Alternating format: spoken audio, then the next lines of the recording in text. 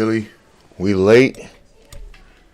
The dog wanted a couple more minutes outside, man, and we already know that we're not going to be able to get there after we get to this going on. Welcome in, everybody, Mailbox Sports. A little winded because running up 3 flights of stairs. We'll get to our old man, Chelsea, how we feeling today. As we know, divisional round playoffs. And if we will, I don't think the lights are bright enough. So give me one moment. Let me get a bit more of a ambiance so you can see my ugly mug while we discuss all divisional rounds leading up to the main event in my eyes. As we all know, Chili, Bears, Rams, Soldier Field, Sunday night, 6:30 EST. Let's talk about it. Let me get that light for us.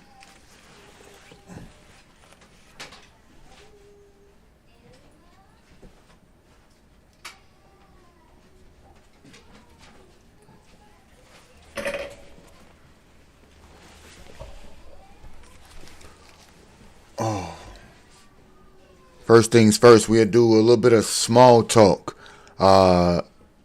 Chelsea is an avid Discord haver as well, and we get to talk about some coach hirings and things of that sort. Harbaugh to the Giants. What do we think that will?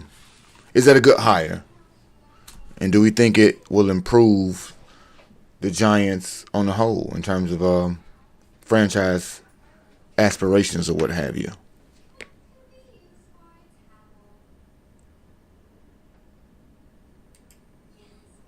And let me know what y'all think about the new overlay.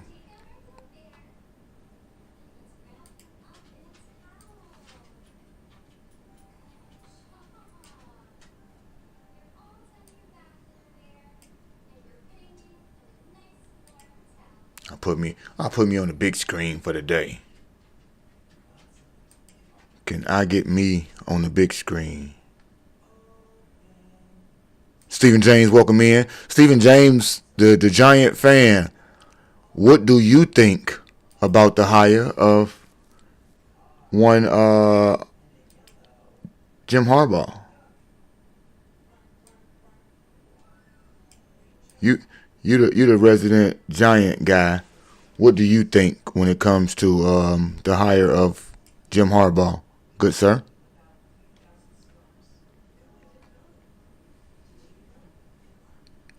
Appreciate it, Ken. And I don't know. I think that's the first of many.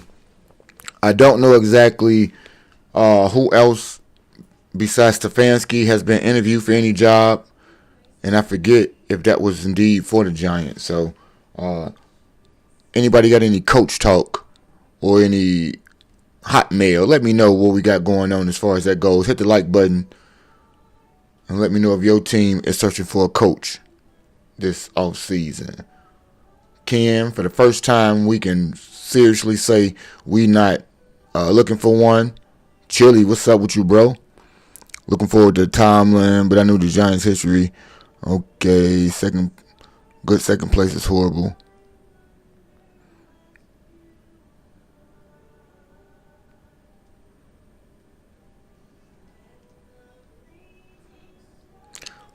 And so, like, my thing is, like, with Harbaugh, much like a Tomlin, the coordinators, well, and even more so Harbaugh, because Harbaugh was a special teams guy. How do you keep those guys on your staff? As far as, yes, he can. I think he can assemble a good staff and provide a good initial culture. But I'm wondering, like, on the whole, is it going to be sustainable in a way that says, what's the word I'm looking for? Sustainable. I know he gonna get him right. He said, I meant to say John Harbaugh is not horrible. This is a very good thing for the Giants. I like the stability of it. I think that he will be able to utilize a Jackson Dart uh, in an effective way. I'm curious to see what staff he does assemble. How many of those are follow overs from Baltimore, and how many of those would actually be, getting some fresh eyes or fresh voices in the room. Curious to see how that goes as far as getting Scatterboo and the crew together, because I do think that they have the opportunity to build something. The NFC East is so fluid that it could be pretty good. Man, I think Tomlin would be so good in Baltimore, man.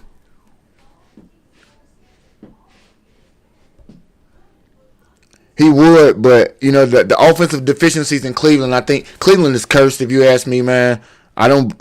I'm sorry. I don't want any coach that I think I like going near Cleveland. That's why I didn't want Shadua to go to Cleveland, because I think Shadua is a can be a decent quarterback. I'm I'm believing in curses right now. They find a way to mess up everything. Like, bro, you traded for Deshaun Watson and instantly, don't tell me karma made him a less than the player he was to start. Like, wow. Oh, he is still under contract, but I do believe. But Scotty already spoke on him. He definitely said he would pay the cost. So I wonder would they trade him. Um, Chili, what do you think? What do you think Pittsburgh would trade him? And do you think that Baltimore would trade for him? Oh, I think he would. I think he would like that, because he would like to show that the standard, being a standard, is something that you should have appreciated. But I don't even know. Like today, I just heard a few minutes ago, Rondé Barber said he don't even know if he wants to. He don't think he'll coach again. I'm wondering if that's gonna have any legs, because what do you call it? That's his best friend.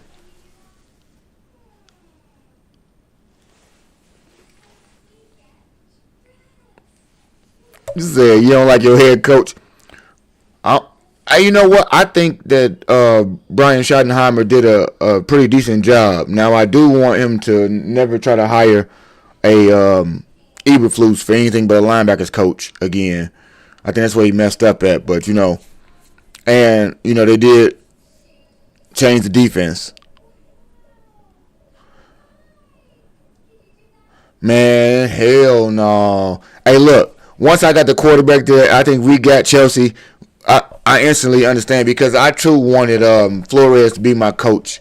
Um, when we started discussing coaching names, but the more we kind of, or the more I was convinced that the offensive minded coach with my quarterback was going to be what we needed. I think I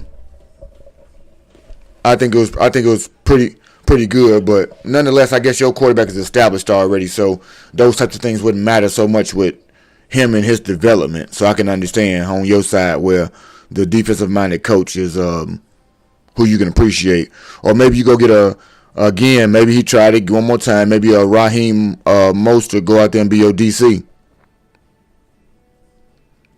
Ravens published a piece 2 days ago titled "Five Things to Know About Matt Nagy."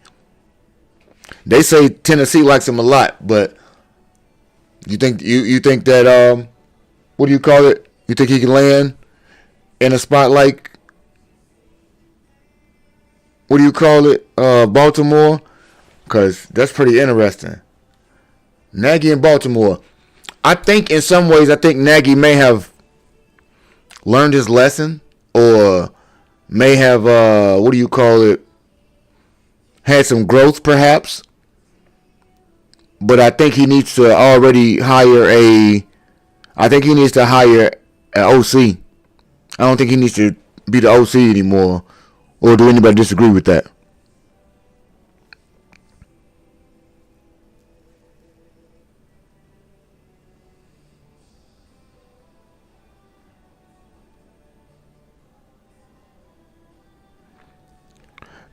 What do you said you don't see how coaching trade can happen with Tomlin because the Ravens already fired Harbaugh. If Tomlin is under contract, he can't just go sign with another team. This ain't college football, so he would have to be, in fact, traded for to be acquired. I think is how that would go. Chelsea is why he has to. It has absolutely nothing to do with Harbaugh, but everything to do with the fact that Tomlin will still be under contract. So it's like a player retiring.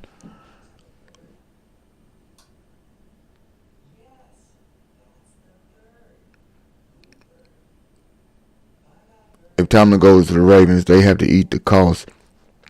No, you gotta give compensation. He's still under contract, I think. His resignation is like, I guess, a retiring. So unless there was some contractual thing where his resignation invoked a buyout on his side, but some sort of compensation in my best my best educated guess would be that some sort of compensation would have to go since the Ravens, since the Steelers never actually fired him. And yes, John Gruden was traded for picks. John Gruden got traded from the Raiders to the Tampa Bay Buccaneers, and it included cash and picks. Appreciate you, Black Couch. You definitely going to get a compensation. Yeah. That happened in 01 or 02. That's how Callahan became the coach, and that's how Gruden ended up winning with Dungy's team in Tampa. Wasn't just in that very fashion. Yeah, they find ways to give you them deals and everything like that. So, Paradise, G Honda, welcome in. How you feeling, brother? Hey, we trying to put a pinpoint on where a coach might be going next before we get into the actual playoff matchups. As you know, Harbaugh already is a, what do you call it, a giant. And so we try to narrow down with some other coaches, like a trade for a Tomlin, a compensation for Tomlin to go to Baltimore. The Paradise definitely happens. Yeah, man, he better be.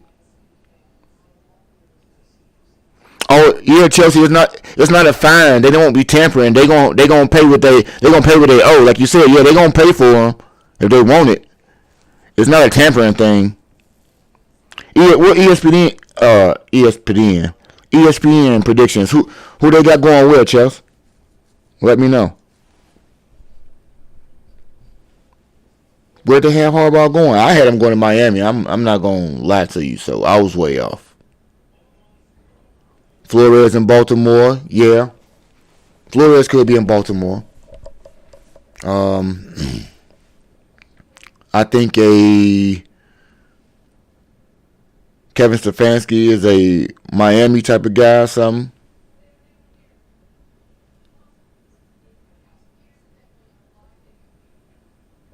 That's right. It is unbearable for the weak. But for those fit, oh, Flores. I don't want Flores in Cleveland. They curse. Give them some upstart offensive-minded coach. Because in case we didn't notice, wasn't nothing wrong with their defense this year. Their offense stinks. And they got to do something about it to make it comparable. I think we have seen that picture play out before, right, Chill? Or Ken, I should say. I had him down South Beach. He way in New York. So I was off. And then you think about just who might actually be left. You start to think just who you can get.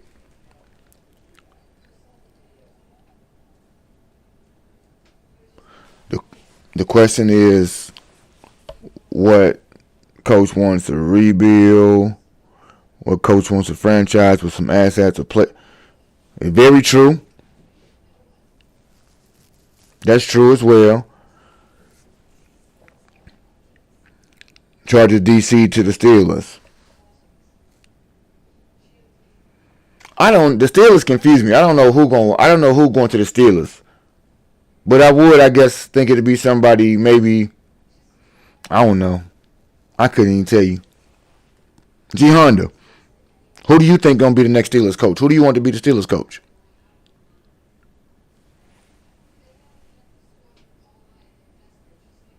You got a choice?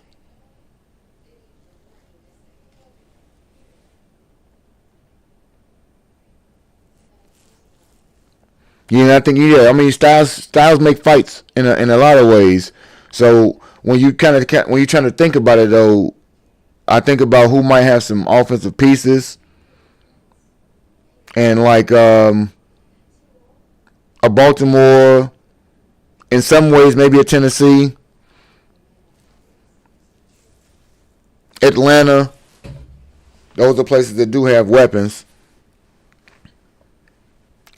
I could see Tomlin going to an Atlanta.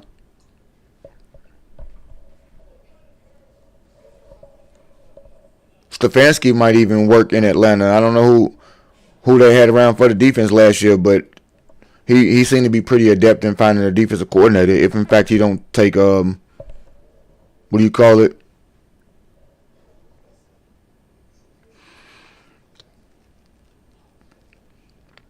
Yes, hey, Hafley gonna get some interviews as well. So they had Hafley going to the Giants, but so now he got another job out there. It's Hafley like a Raiders type of dude. Is Stefanski gonna be the Raiders guy who go out there and finally get a quarterback to go along with the offense and get a rebuild, so he get like another long term shot?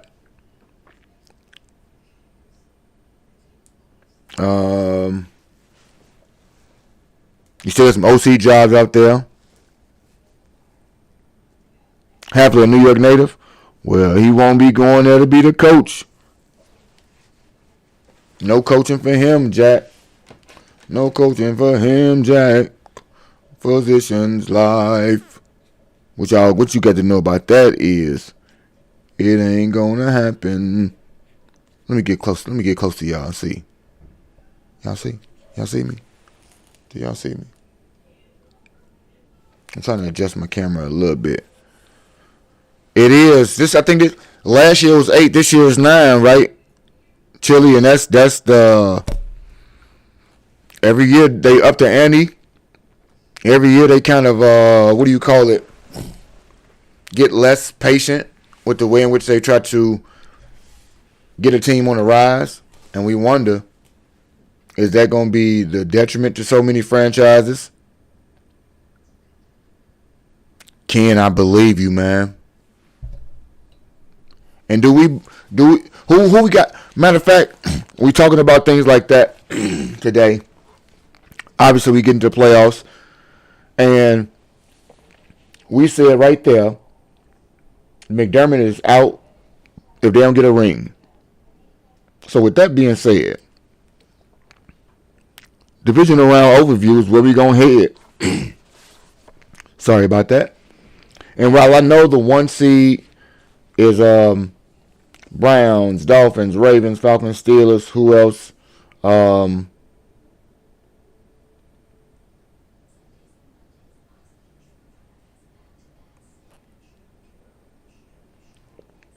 Raiders, yeah.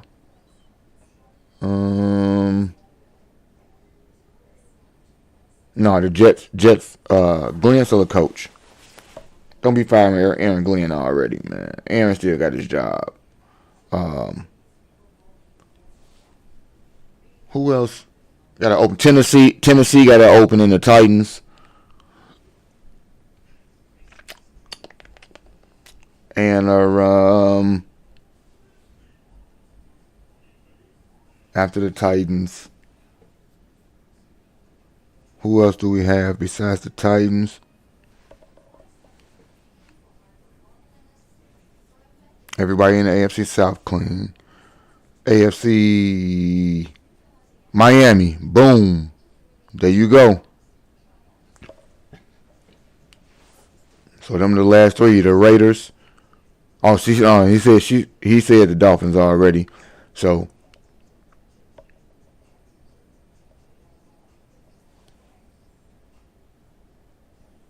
yeah. So that's 8, including Chile. I mean, including the Giants, or minus the Giants with the field. You got 8 of them left, and this is the crazy part right there. 7 to 8 openings still left, and I think you got more coaching candidates, obviously, because you got coordinators and so on and so forth. And then you got people who try to say their jobs so they kind of rolled over on their coordinators, which they had to. Understand, you or me, and who going first. But when we talk about you or me, we talked about Sean McDermott being the Cardinals. That's right, Chelsea. Chelsea, you are on fire out here. And so, New England Buffalo. Drake May, Mike Vrabel, Josh Allen, Sean McDermott. Arizona better go to an offensive-minded coach. They better not go defense again. Oh, but you know what? To be honest, they was offense before defense. They went offense with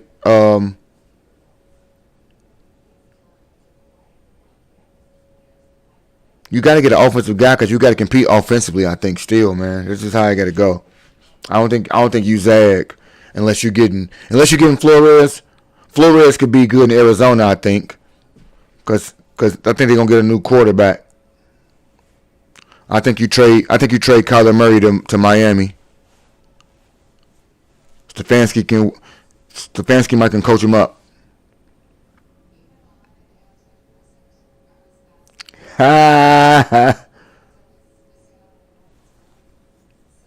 Flores to get him away from that playbook. I mean, away from the Xbox.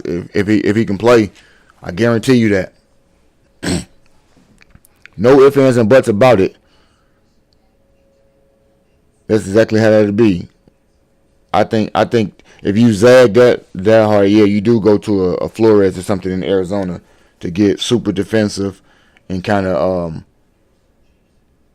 try to counteract the offenses in that particular division, and maybe have more of a different approach to the offense.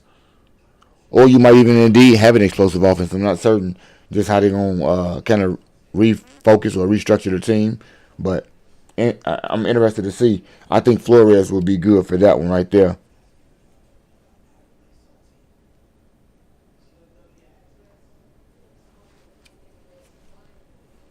Yeah, Doug. I don't think it's a. I don't think he got a standard as well. I think expectation, like one, if he believe in you, he gonna let you know what it is and try to get the most out of you anyway. But if you ain't it, he gonna tell management if you ain't it before he take the job. Kubiak, quite possibly, but you know you always run the risk of not getting a job, Chelsea, when you not available.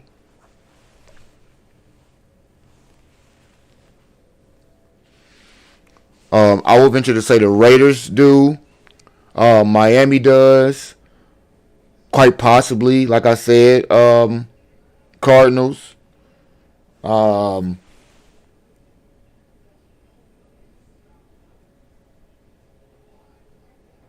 Steelers. And maybe the Falcons. Maybe the Falcons as well. And the Browns. They question marks. So you got, seriously, every team a question mark on the quarterback for me except for Baltimore, and you let the coach that inherits them tell you about the ones that we got a little question about, like a Kyler or a Browns quarterback. You start to kind of peel it back. A couple of those, the Falcons, like, do people like Penix? Do people like Shador? Do you like Kyler enough to keep him? That's when you start to wonder. Otherwise, the other four you mentioned, right, the three, Well, I mean, like you said, styles of fights, and the coach is going to determine that, and the contract is going to determine. Because I don't know that, like I said, Kyler, I think he might be tradable, but you never could tell. So I just got to put those three teams, just because Shadou is too young for me to know if anybody is in or out. Same thing would be Silver Penix. And then Kyler is just a question all its own to me. So I'm.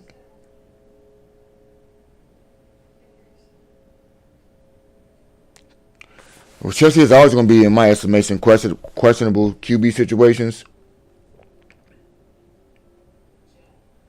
I mean, I did get Chili, but like I'm thinking about replacements. Does Arizona one have the draft stock to go find one, and who is the one they find ultimately right now to replace him? Because solutions got to be given when I give suggestion. Yeah, and Jackson Dart is the question mark for Coach 2. Yeah, Malik Willis might be one of them guys who go get a bag, and quite possibly might be good enough to fill one of the positions. Ken, you right. Um, any other backups that might be able to fill that position that have been developed and we see as up and comers?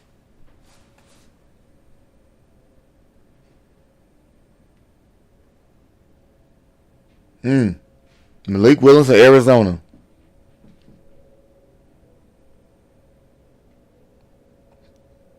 Flores and Willis was Stefanski and Malik Willis.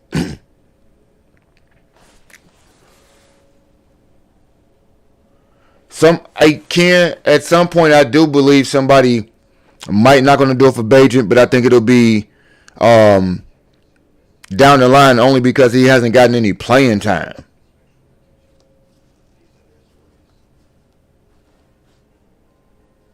So like his preseason tape gonna have to show for him. Yeah, Jacoby Brissett won't be a starter no longer than probably this year. I don't know.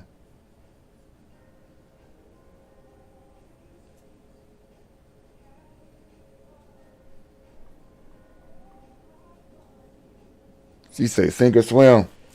Well, even when it's not a sink or swim, like I can't speaking right now, Jacoby Brissett in some capacities, I do believe you could let your rookie sit next year until you get him developed. But I don't believe they'll do it. If they draft high, they'll be trying to start him instantly. Um, and so it's the patience level.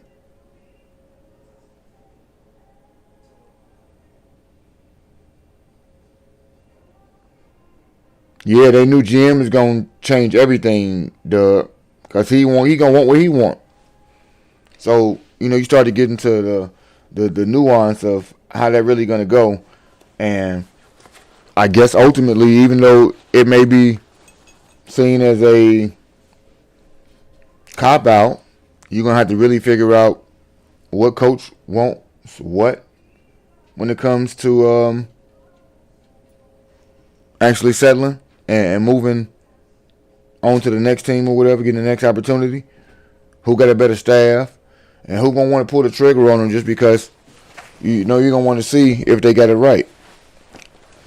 And while we talking about getting it right, y'all, do y'all best to do your stretches and everything else, because for some odd reason, I was running with the dog this morning, and I tweaked something, and that's why y'all see me adjusting so much in this chair.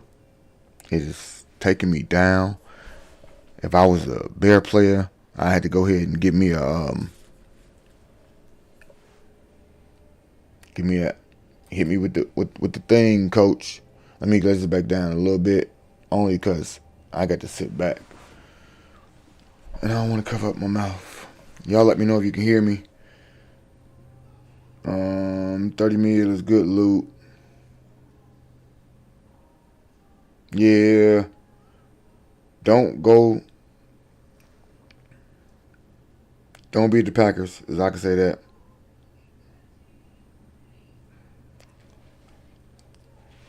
I pulled a collar ain't pushing his back, man. How you? Why you?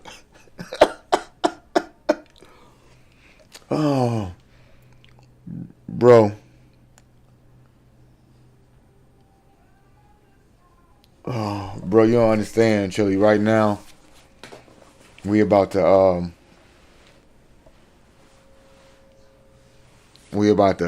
get it together, get limber, get a whole bunch of something going on. We do at some point, I think, get to the coup de grace, but first playoff matchup we got, and I don't give it to me. Damn, I'm telling you, Chili. Hey, look, most days I don't feel like a papa. Today, yeah, yes. I still got swivel in these hips right now, and we can backpedal a little bit. The question is gonna be, how can I drive with tackling? I can wrap up, but I might get taken for a ride unless we gang tackling. I ain't not gonna lie. Hey, the wife had me cracking up earlier today. You know you get a little wince from it, but at the end of the day, you know what you signed up for, my boy. So we talked about what do you call possible another opening with the Buffalo Bills. And the first matchup of the weekend, I believe, is Saturday, 4:30. That is Bills Broncos. I mean not Bills. Yeah. Yep. Bills and Broncos. So I ask you,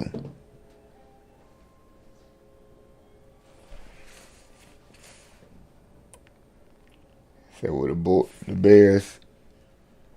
Hey, look,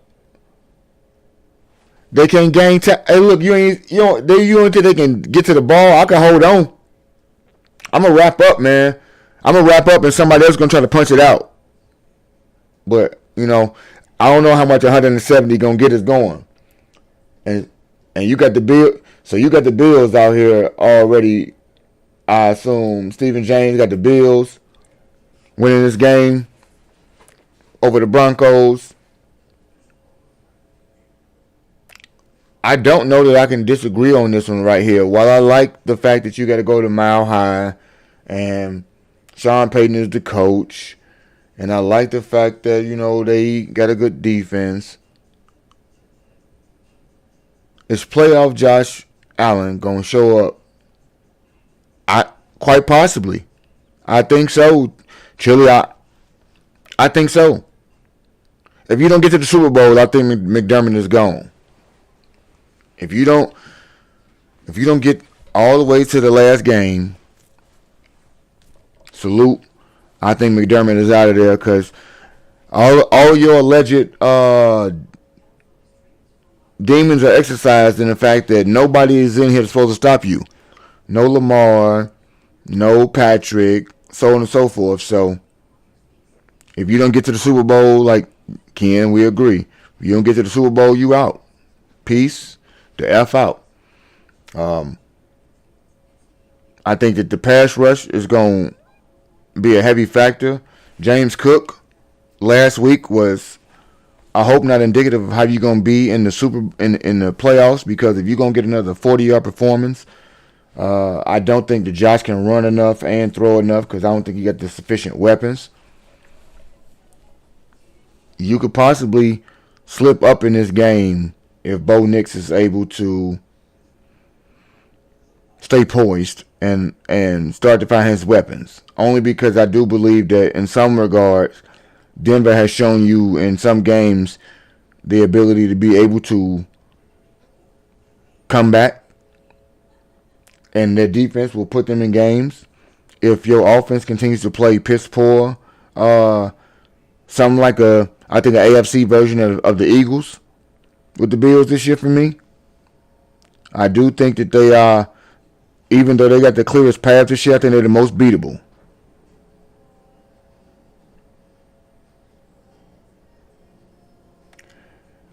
And see, Stephen James is like the fact that the playoff experience coach, yes, I may not be able to get one, but one, I may have it on my staff in Joe Brady already. That is the OC, correct?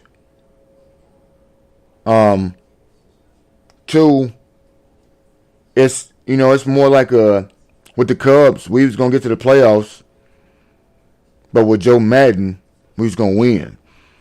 And McDermott may have got you right here, but he might not be able to get you over the hump. And at that point, I mean, what could you say? Just like with Mike Tomlin, who's been in 19 years, and they keep speaking of the pinnacle. If you can't reach the pinnacle, which is the ultimate goal, they will start to hold you at fault for that, and they'll get rid of your ass. I mean, it's just what it is. No, no disregard to anybody, but they took two coaches and it's like, you know what? Y'all ain't getting it done, and they great. And, at that point, I got to take this off too.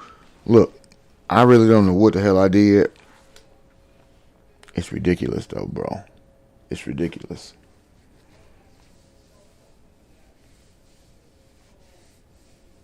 And so we got, and I'm gonna learn right now. Let's see. I'm going to the YouTube studio.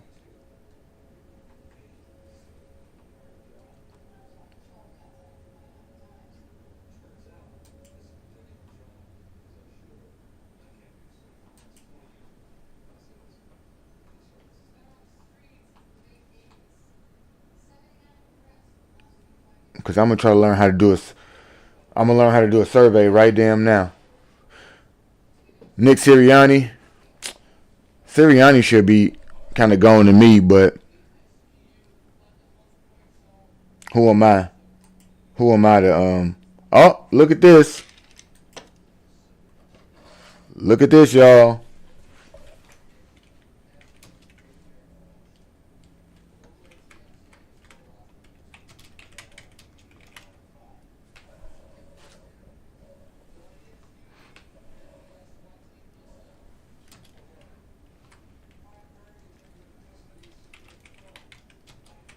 Yeah.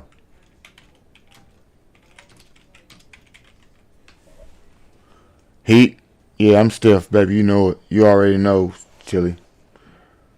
And some of that is always exacerbated by getting up, sitting, in that mail truck, getting up and down. Mm. Oh yeah, yeah. Hey, look, and what do you have to do, Chelsea? He had to get there. He had to get there.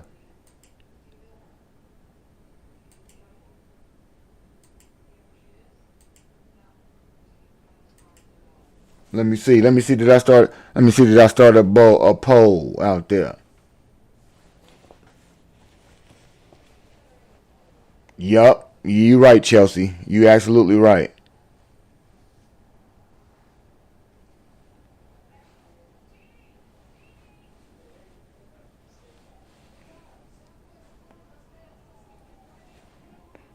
They so quick to get rid of people, but you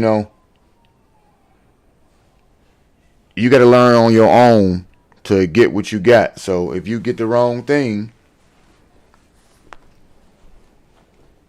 you get what you paid for.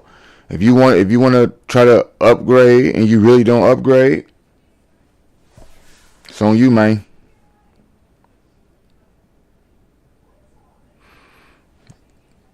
Nonetheless, let's look at this. Let's look at this and see.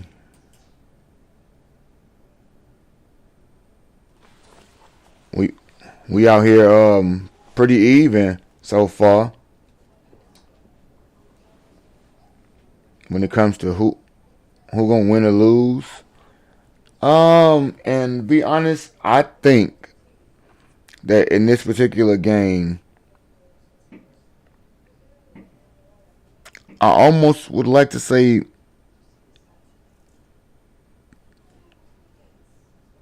I'm gonna go with the coaching experience and say not McDermott. Um, Sean Payton finds a way to outcoach Sean McDermott.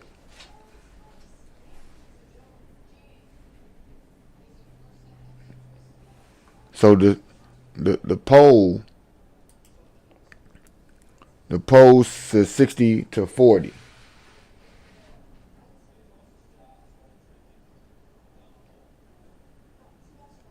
And so we got the Bills winning in the chat.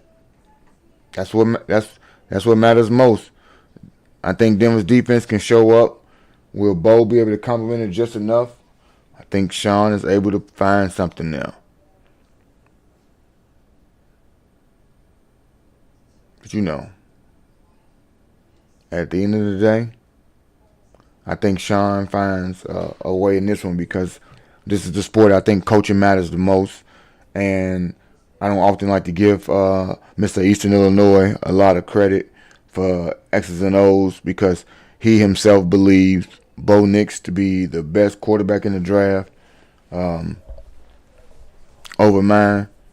So I'm just hating on him a little bit, but he a good coach, and I think that it really gives the opportunity for them to pull it off. Denver and the Bears. Okay, Ken. Okay. Like I said, I think the defense gets through on that one right there, and we get to figure it out, and that's going to take me out. But we get to our next matchup. New England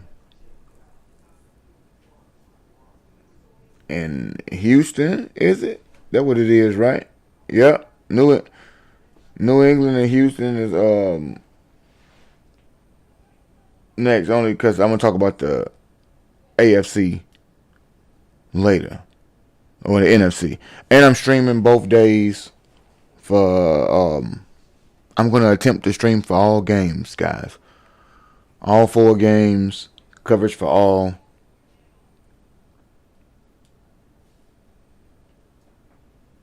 But that was the defensive coordinator. It'll be the most exciting fourth quarter of any Super Bowl.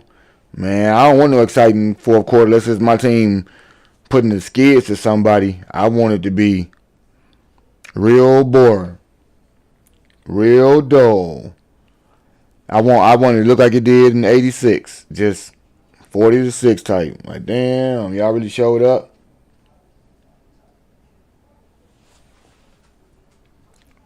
No, I don't know. Y'all believe Bounty Gate is stopping him from getting in Canton, man?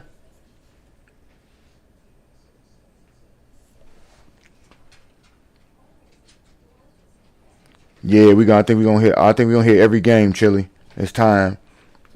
We on the grind right now. Watch time is imperative.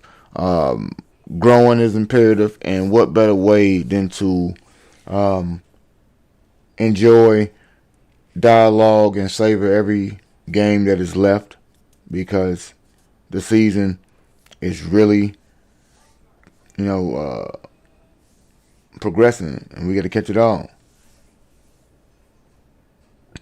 Yeah, Sean don't want to be under their control, I don't think. And he said he thinks it's a stain. Okay. Well, yeah, he did get suspended for it. For a year. That's a good discussion to have someday, Doug. I ain't gonna cap to you. I'm really interested to see how that one might manifest. That'll really help me out. I ain't gonna lie to you.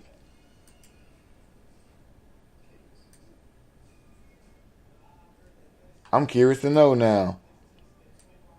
Because, certain scandals keep certain people out, but for the most part, if they like you, they like you. They like you. Yeah, he got a year for it. His what you call this person? The one that's in Schwartz, right? Wasn't Schwartz's DC?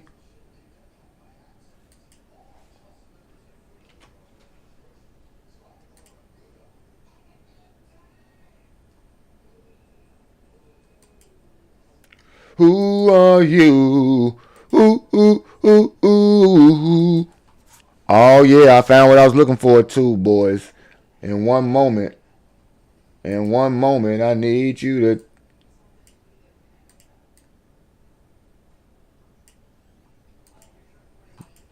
Yeah, this is what I've been waiting for out here.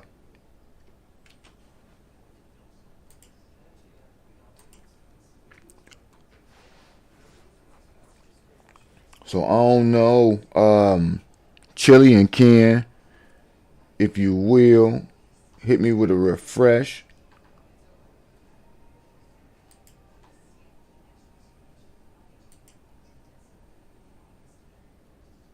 Go to my Chelsea Lou, Chelsea, Chelsea, Chelsea.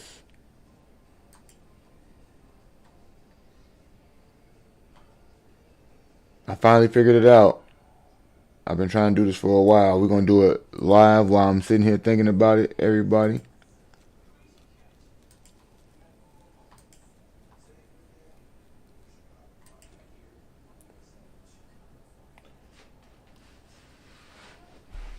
Oh, look at him. Look at him knowing about Webster. Every time I hear Alex Karras, I don't think about nothing but Webster. Paul Horning. You know about them. You know about that Packer. At least you threw that Packer in. It wasn't just us.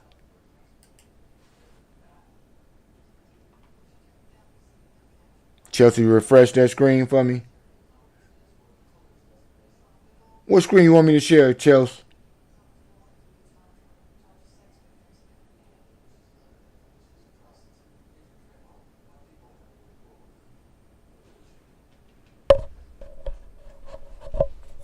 I appreciate the people who are day ones and show up and help me grow, bro. And I want to be able to acknowledge or at least understand and see from day one who's around when I was around here talking to myself, helping me not talk to myself. You know what I mean? So I appreciate y'all pulling up every single time. Always give me Don Bizzle Burr with the wrench.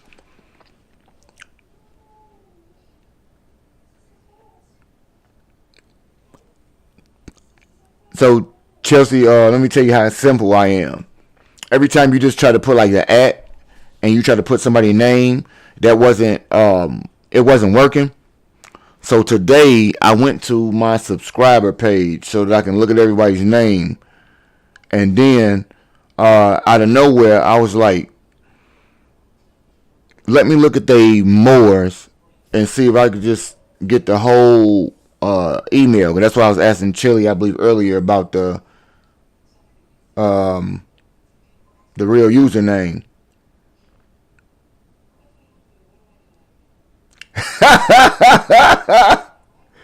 Hell no.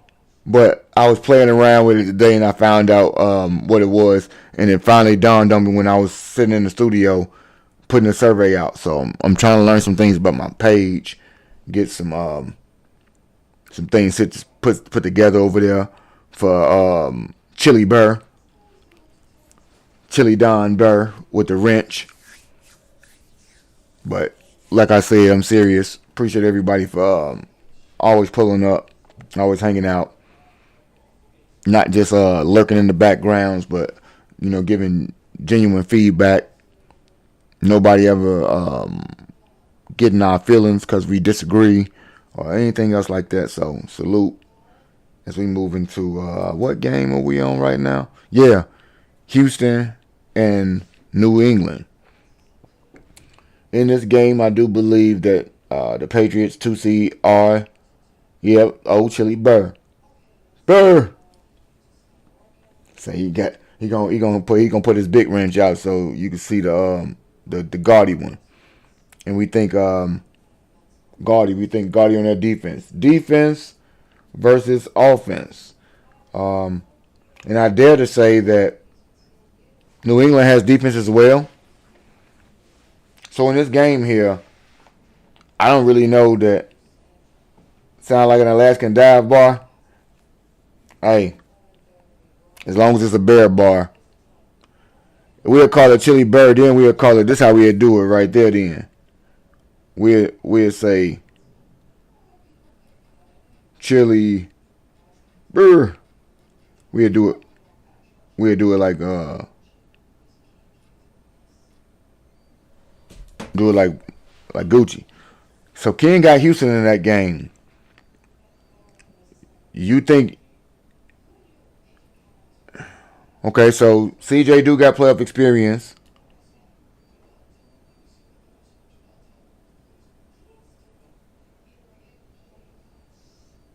Oh, this game got me tripped. Do I believe this is the defense that damn right, Chili. So right now, what I've seen thus far in the chat, we got a lot more sentiment that goes for a team called the Texans. So let's see.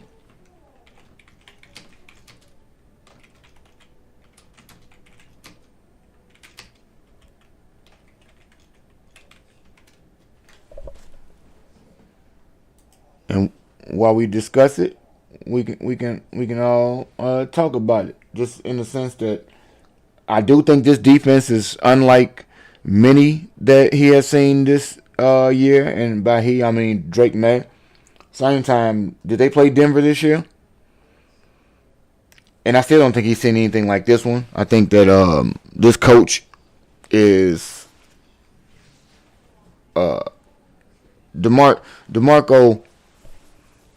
D'Amico, I should say, understands defense, played defense at a high level. CJ, yeah, in a lot of ways. Is CJ going to play bad enough and the run game not do enough whereas it can cost them on the whole? Or do we want to believe that maybe some short fields or some defensive touchdowns or takeaways like last game may propel them? Is Drake, like you said, can Drake do what he do against this type of defense? I think, like I said, the defense is in a position to cause fits, and I think Chelsea. See, that's the thing. I think they got so many different things going on, but more than likely it'll be Diggs. Yep. You said it, Ken. More than likely it'll be Diggs. I mean, and at that point you roll with it how you gonna roll with it, but you also understand that the Patriots got a decent defense as well, and can they create a shorter field than the Texans just based on the fact that most people don't think that C.J. Stroud is playing well enough right now to be a playoff winner, but is he doing a good enough job being a game manager? He did turn the ball over twice last week, 2 turnovers, I believe. And if you play in an offense that's not the Steelers, do you have the opportunity to bounce back from those? If they can bounce back, hit that like button. If they can't, let's try to do the same. But on the whole, I don't really think I disagree that I think the lower seed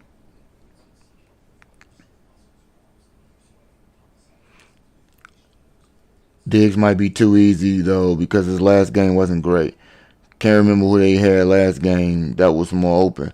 And so, like, I wouldn't necessarily worry about a bad game when in my game plan when we talk about a Demario Douglas or Keyshawn Boot or whatever. Just like Chili said, Drake been sacked 47 times this year, and that's alarming against a team like Denver or Houston. So for me,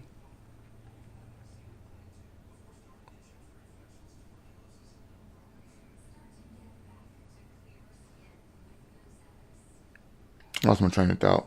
For me, I don't think that they get to have the edge in a sense that totally nullifies them on offense.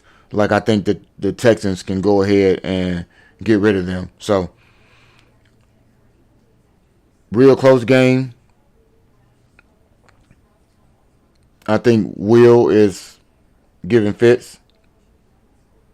I think Drake takes some turnovers that he's not used to because I don't think they just sack you. I think they strip sack and separate you from the ball. Let's see if they can nullify a Travion Henderson in the backfield. And Houston finally gets away. And yes, Ken, we have to be real and say that Caleb been sacked 12 times. Well, could have been sacked more, but his escapability is otherworldly. And that's the reason we can put a feather in his hat because it's otherworldly. And can't nobody stop it. Like nobody can disagree that he can Houdini his way around. And I know back in the day, the whirly bird was not appreciated, and I still got my T-shirt. Don't think it. I might break it out for the playoffs or something.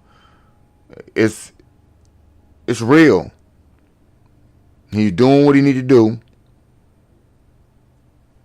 and to be that elusive, to be as strong in his lower body to kind of escape some tackles, I think we need to unleash all facets. And if we get a couple more design runs or whatever for him this matchup right here, might be good for us. Because let's see who y'all got winning this game. We got the Texans.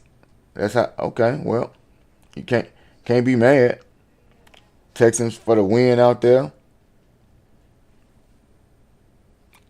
And Dolo, thank you for joining the postal game. We'll talk about it. Always happy to see a new subscriber to the channel. Hope to see you in some live streams.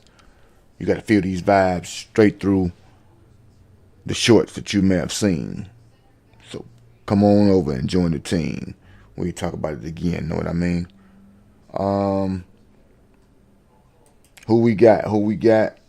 Oh yeah, Seattle. San Francisco, part 3. So the Bears got their part 3 with the Packers in the first round. In the divisional matchups, the top seed Seattle Seahawks will host the 6th seed San Francisco 49ers. Shout out to my prediction last week. And do we think San Francisco can pull the upset? We have a top 5 offense and top 5 defense, I believe, when it comes to the Seattle, I'm saying Supersonics, the Seattle Seahawks. And my wonder is, what, with the exception, with the absence of a George Kittle, with the absence of a, Trent is back, I believe, so Trent Williams will be playing.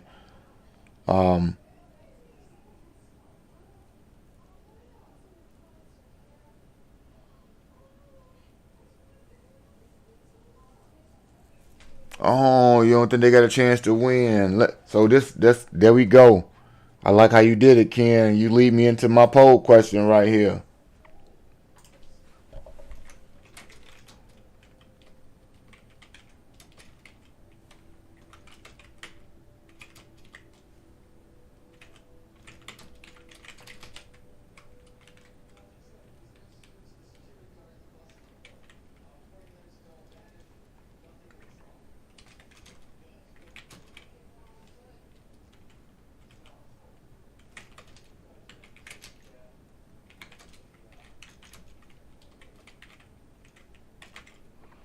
And I hate how they don't let you do anything but yes or no questions.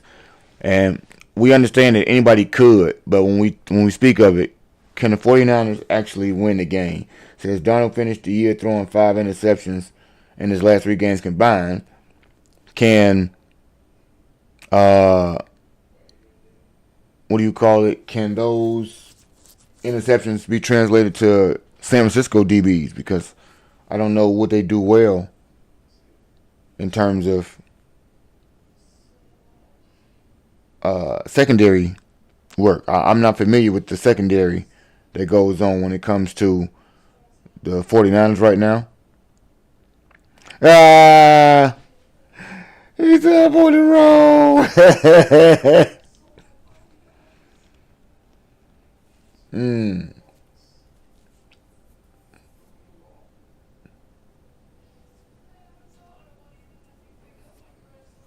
Mm-mm-mm. Yeah, I mean, and that's why I tried to preface it beforehand, Ken, just because any given Sunday gives everybody that chance. But like on the whole, since we kind of think that this team is battered, beat up, Stafford got 6 ENTs. Do we think what was the tight end Tongas? Jake Tongas. Do y'all think Jake Tongas is going to be able to adequately replace and cause problems like he did for us? Tongas did have a good game against the Bears. I think they still got a chance to get it done because Sam will give it away. And I think that Shanahan is good enough to scheme his offense, period. So I'm curious to see that how Shanahan operates because I know like Ken said, I believe, hoping for the Niners, thinking the Seahawks. I may be thinking the Niners because when I talk about it again, I know Mike McDonald has shown some good things on tape recently, but unless his team blows it, I think Shanahan is the better coach. So it's all a matter of can the Frisco 49ers, can they, like she said, just that's so ironic, can they rattle the league leader in interceptions?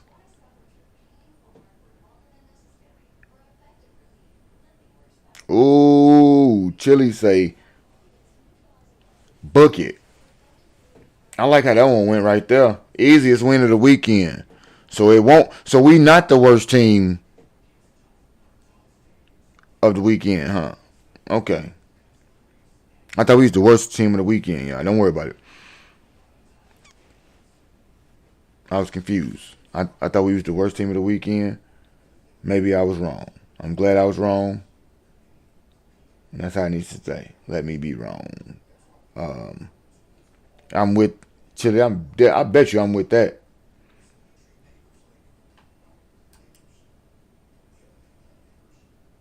We're gonna leave it up for one more minute because, like, I'm really trying to just figure out what way, shape, or form is. I know Seattle's top 5 in both. But where do y'all like see them? Well, Jackson Smith and Jigba. That's why I see them dominate. Can you slow down JSN? I don't know. But he said book it. And when we really got I say a 50-50 split, salute to the head and Chief Rosebud, as they might say. How we doing today, Raquel? Still got Seattle by 13. So, hey, right now we got a 2-2 split in the chat in real time. And I know Ebony Dean to pick Seattle. She's gonna pick Seattle anyway. She's gonna rep Seattle. So I'm almost trying to hope that Seattle doesn't win in this round because I don't want to have to what do you call it? I don't want to have to face off against the Seahawks. Nor do I want to have to stop for a TV timeout because your boy needs his lip treatment, some Carmex or whatever, and it's not on my desk like it usually is. And these lips feel dry. We're not gonna lie. ill-equipped. I told you. No, she a Seahawks fan for real. I think she from Pittsburgh, but the Seahawks is her squad.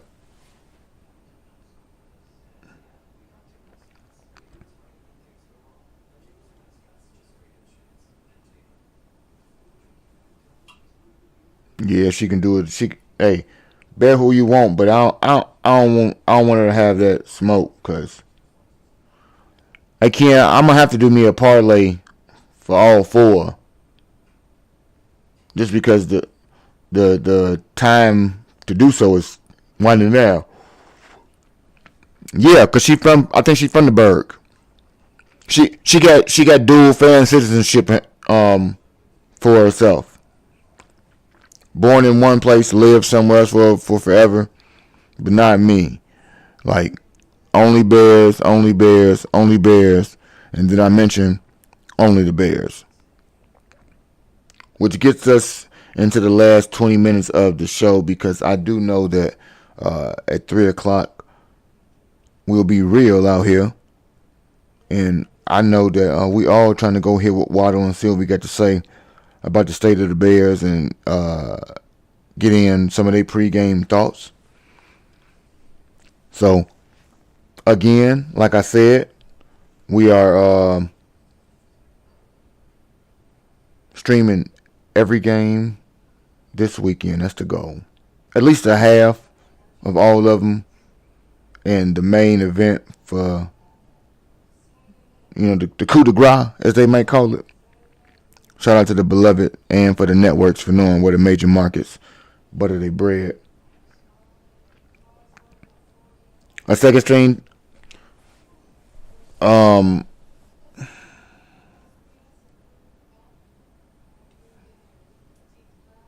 Nope. See, Chelsea, when it comes to me, in football especially, if my team don't win, then I'm just on, I guess there's no other way to say it, I'm on hate mode, and I'm just out to watch the teams I don't want to win. And whoever do it, whatever. But as long as the ones I didn't want to do it, don't do it. Like, I don't want no Patriots to win the Super Bowl this year, not going to lie. Because people already try to slap my quarterback. So they're going to be like, oh, second year for this one, and he won Super Bowl. No. You're not even better than us, I don't believe. No. It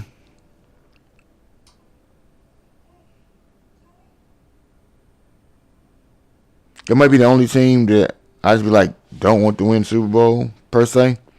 The others, I mean, it is what it is. Until the victor goes to spoils anyway. Can't say he thought Bad Bunny was a boom boom. That's wild, kid. That's wild. All right. I think 88 talked about it. 4-point underdog. At home. 2 seed. Versus the 5. Bears. I always want to call them the St. Louis Rams, but they ain't the St. Louis Rams.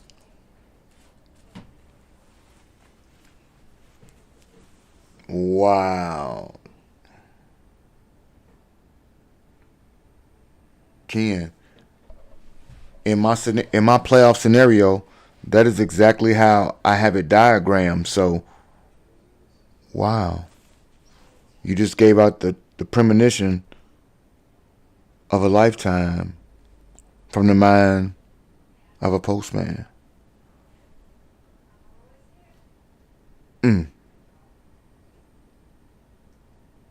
Caleb did his big one this year. 27 touchdowns. Now, people say all these other coaches that you're talking about right now are better than him because naturally they should be. They've been there longer. and he got a while to go. What would it speak to putting him in the upper echelons with them if he can beat them all in one off season? I think that the fact that your quarterback has shown you a propensity to totally awaken the offense and get things going. I think your running game is giving us the balance and the opportunity for time. And I say time because I think that the running game is giving Caleb time to learn how to be a better quarterback. And I think that those things help us on the whole learn how to control the clock, secure a lead, maintain a lead. And, I think people, oftentimes we talk about the Bears starting off fast and holding on to a lead. We have Bad Bunny, el español sí, muy español. Bad Bunny,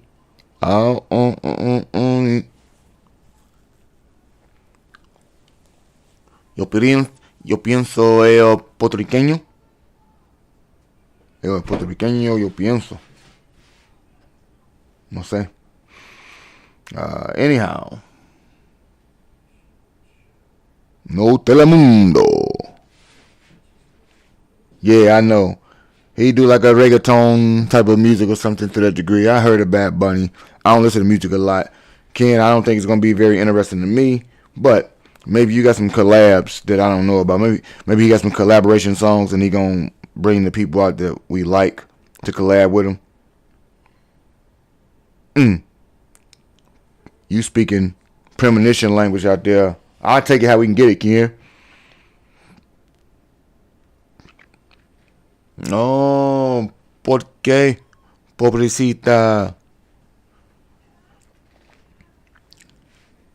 Yo hablo muy poquito español, pero yo quiero aprender para el calle, escuela, la gentes, porque no quieren. Español es mi favorito. Nonetheless, shout out to Spanish-speaking people and the people who want to continue to teach me. Man, I don't even know damn Drake doing. You know what? I don't even care about a halftime show. I'm not gonna be the person. We don't need one, but they don't. Look at kid. They don't do what they used to do for me no more. So at that point, get to the game. I guess I know what it's there for. Money, prop betting, and extending the length of the airtime so that they fulfill their TV obligations and get all of their TV deal money. So that's, oh yes. What they ever chili. Have me a compilation like that. Have me one of them compilations. Hey, the only reason I'm going to tell you, Chelsea, Miami, the only reason I ain't like the biggest Prince fan, but to have the guitar that he had, have the Miami colors on, and it rained while he was singing Purple Rain. It was wax poetic right there. I don't think you can even say nothing else about how a performance would go. But to have rain. You had rain going at the show. Like, that was dope. And you're right, Ken. Not because the Bears was in it. T. Miles, how you feeling today, baby? Welcome in. We just getting to the last matchup of the weekend. Bears-Rams. We lead the league in turnovers or takeaways. And not to mention, we created 4 takeaways last week. But we didn't actually take one away. So we created turnovers, but we didn't we didn't get takeaways.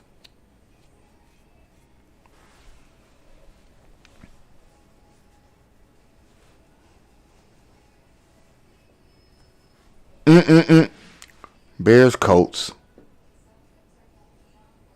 Yeah, that was the horribleness of that one.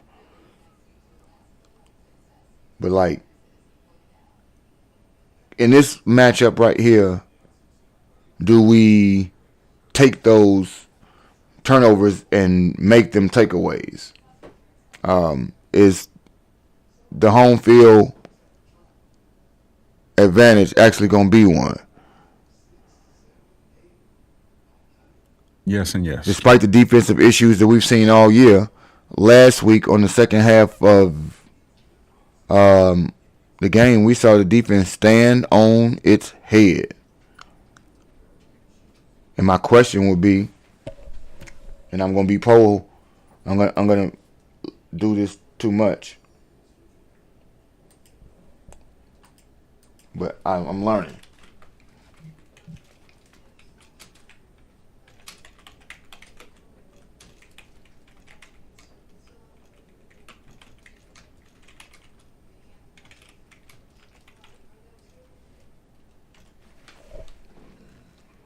Now this is straight second half.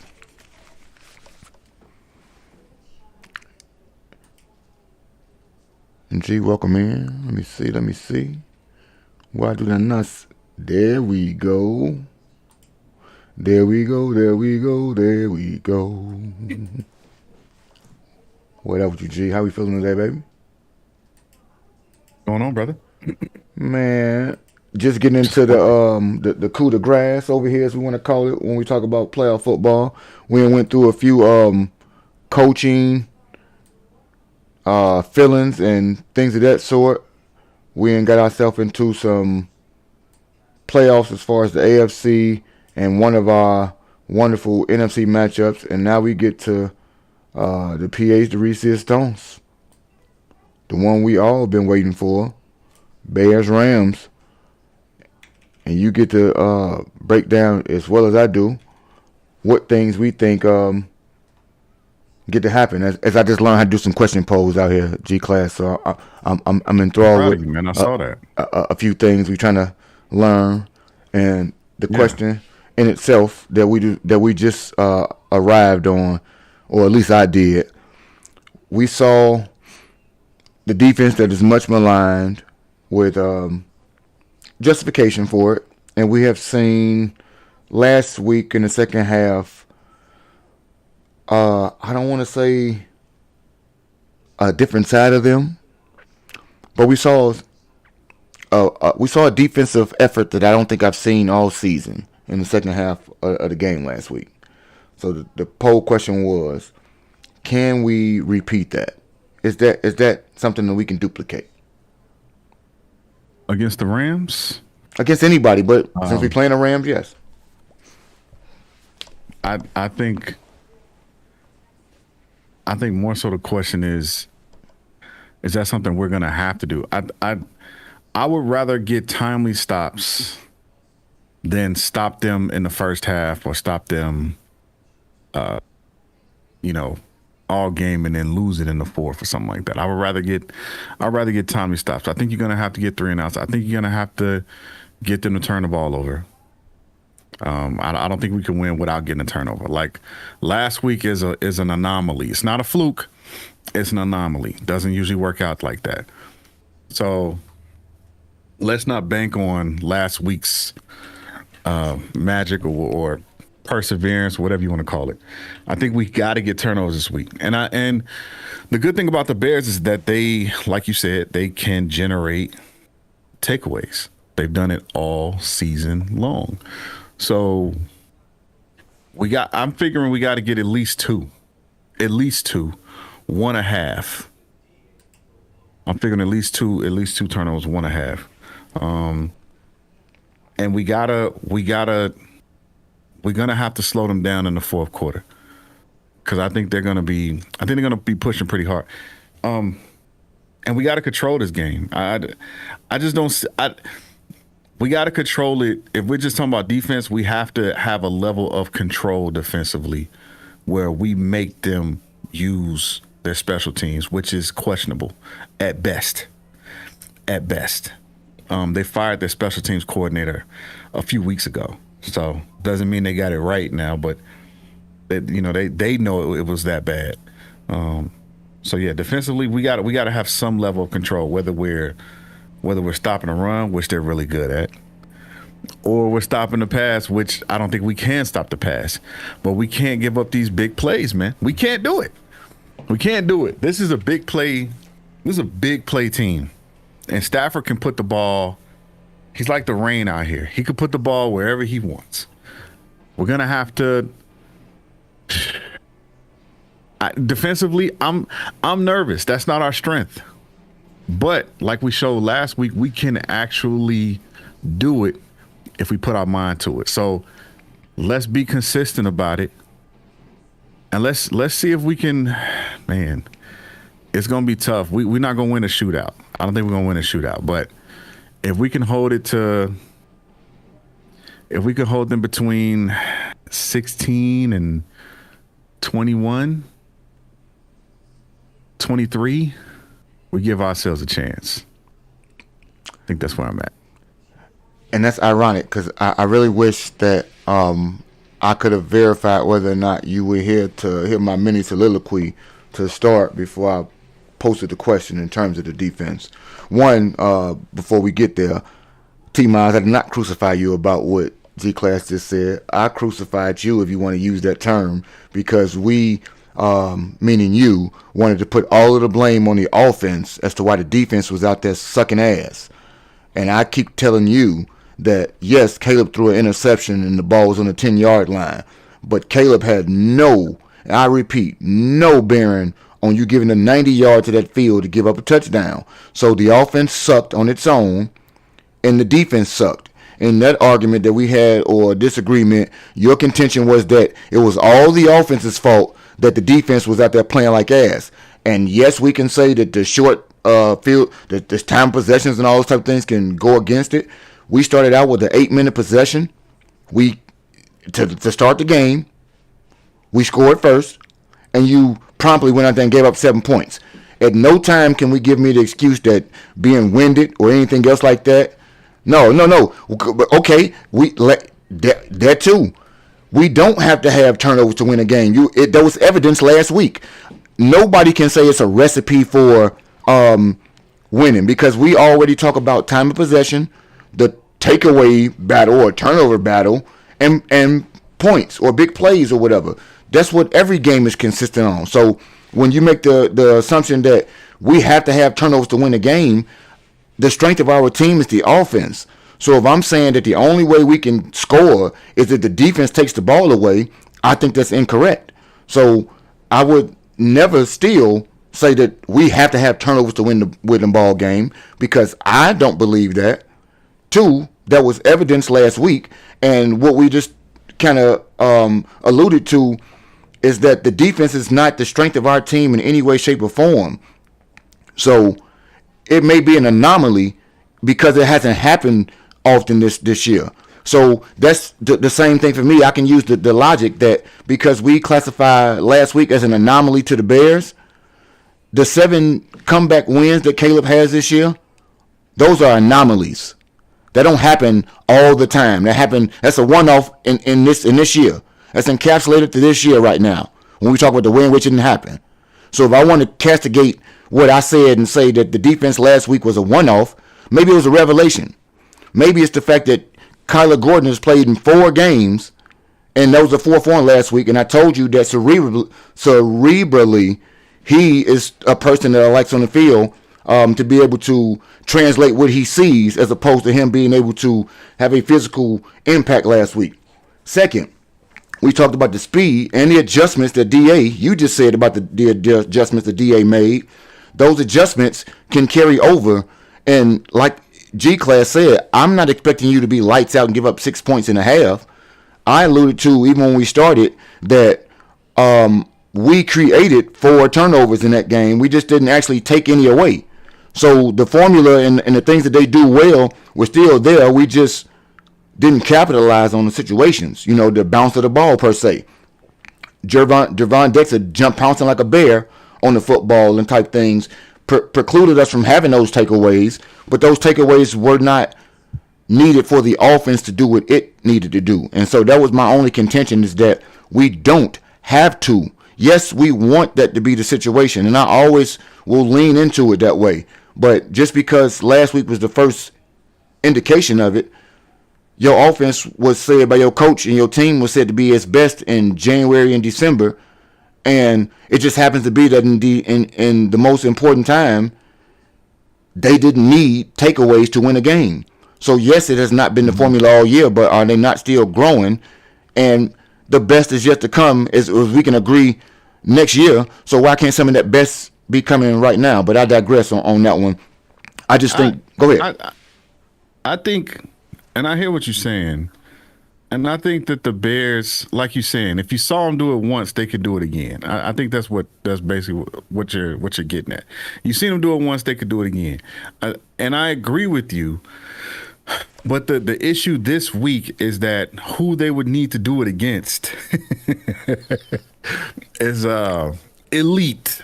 Let's just say it like that. Okay. You got the presumed MVP. You got the offensive player of the year, both on the same team.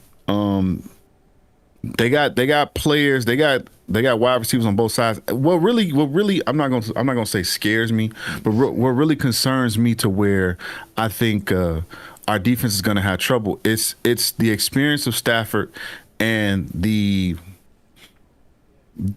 elite level thinking of McVay. Nobody's perfect, right? I've seen McVay do some questionable things, but McVay, you give him time, they will put a defense like ours in some precarious positions, man. And I'm really concerned about how we respond to that, because especially since we don't get consistent pressure. Don't let nobody tell you we don't pressure the quarterback. We pressure him. The problem is we don't get enough sacks, and we don't get enough like takedowns or knockdowns of the football.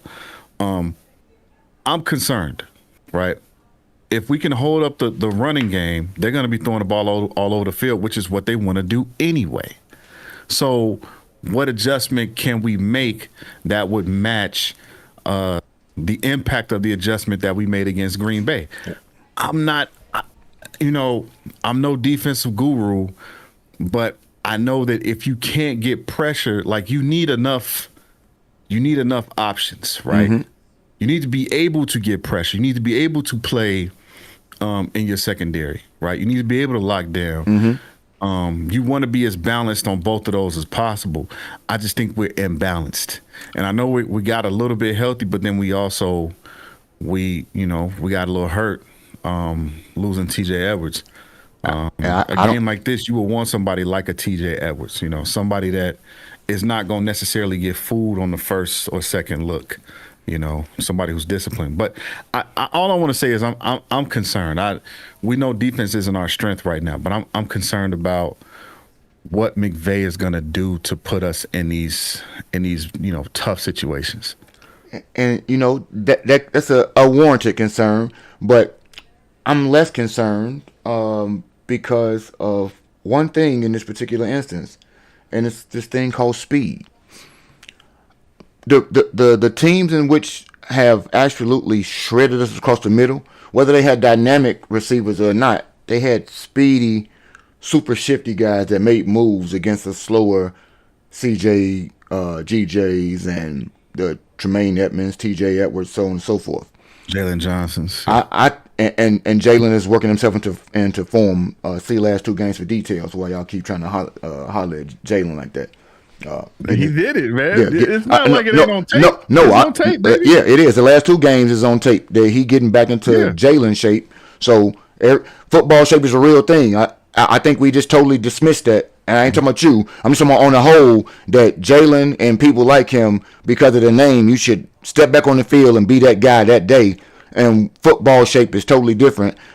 Soft tissue injuries and all those things have to be taken into consideration. And yes, they've been, like, for example, Kyler got beat like a drum in last game.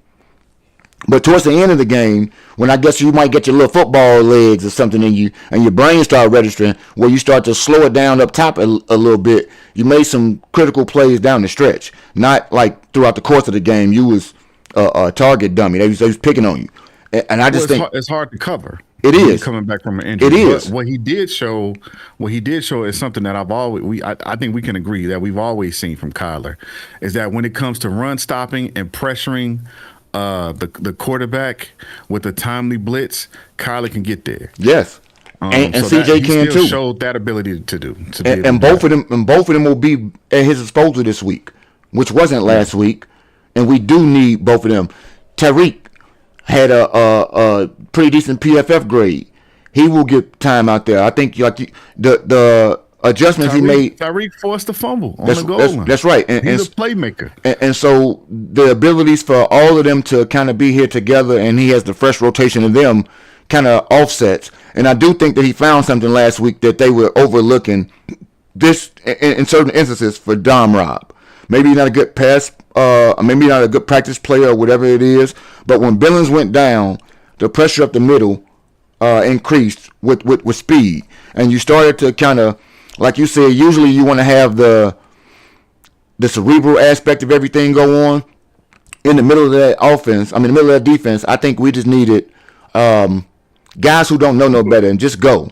I was about to say, yeah, last week we needed what Jackson can give us. Listen, man, just go, just hurry up and fill that hole. But that was your linebacker. When we speak of DeMarco, I'm speaking of somebody who can give you. When we speak of Dom Rob, he gonna give you pressure up the middle so that everybody behind him, i.e. a DeMarco, and everybody still has more time. Because I think that your front four is more imperative along with whatever blitzing he got going on. But that's gonna be even fresher because you got not only Kyler, but you do got CJ, and both of them blitz well in different varieties. They both can do those things in a different way, and he played a lot more dime last week. I think sometimes because of a person like Kyler who is not afraid to get his nose in there and tackle somebody, he can help out and not be a liability against certain linebackers that they want to throw at you. And I think the defense, like you said, I don't think that you can stand on your head and give up and give up only 6 points. I think that last week showed you that they can not be a drum in a sieve and be an absolute weakness, because while T. Miles, and I give them credit for leading the league in takeaways, that's a fortuitous bounce in most people's situations. It's not sustainable in a lot of ways, but I like it. I'm always argue for it, but that don't make that's your strength, but that doesn't mean your defense is strong because you have a strength. That means I can identify something that's good about them. To your point, here's the thing that will help. Go ahead. Oh, I'm sorry. Cause he said the offense can't do it. The offense can't do what they typically done, which is have those slow starts. But what was your thought to lead into that? Okay, yeah, I wanted to speak to that. So and I understand what T. Miles is saying 100%, and I kind of agree with him in this way.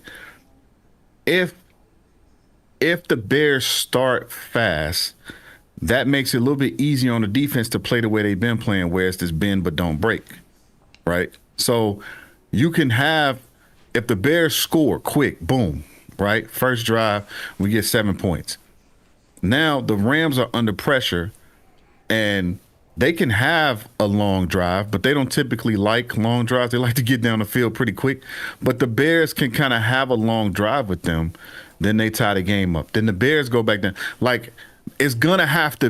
What you want is a fast enough start out of the gate.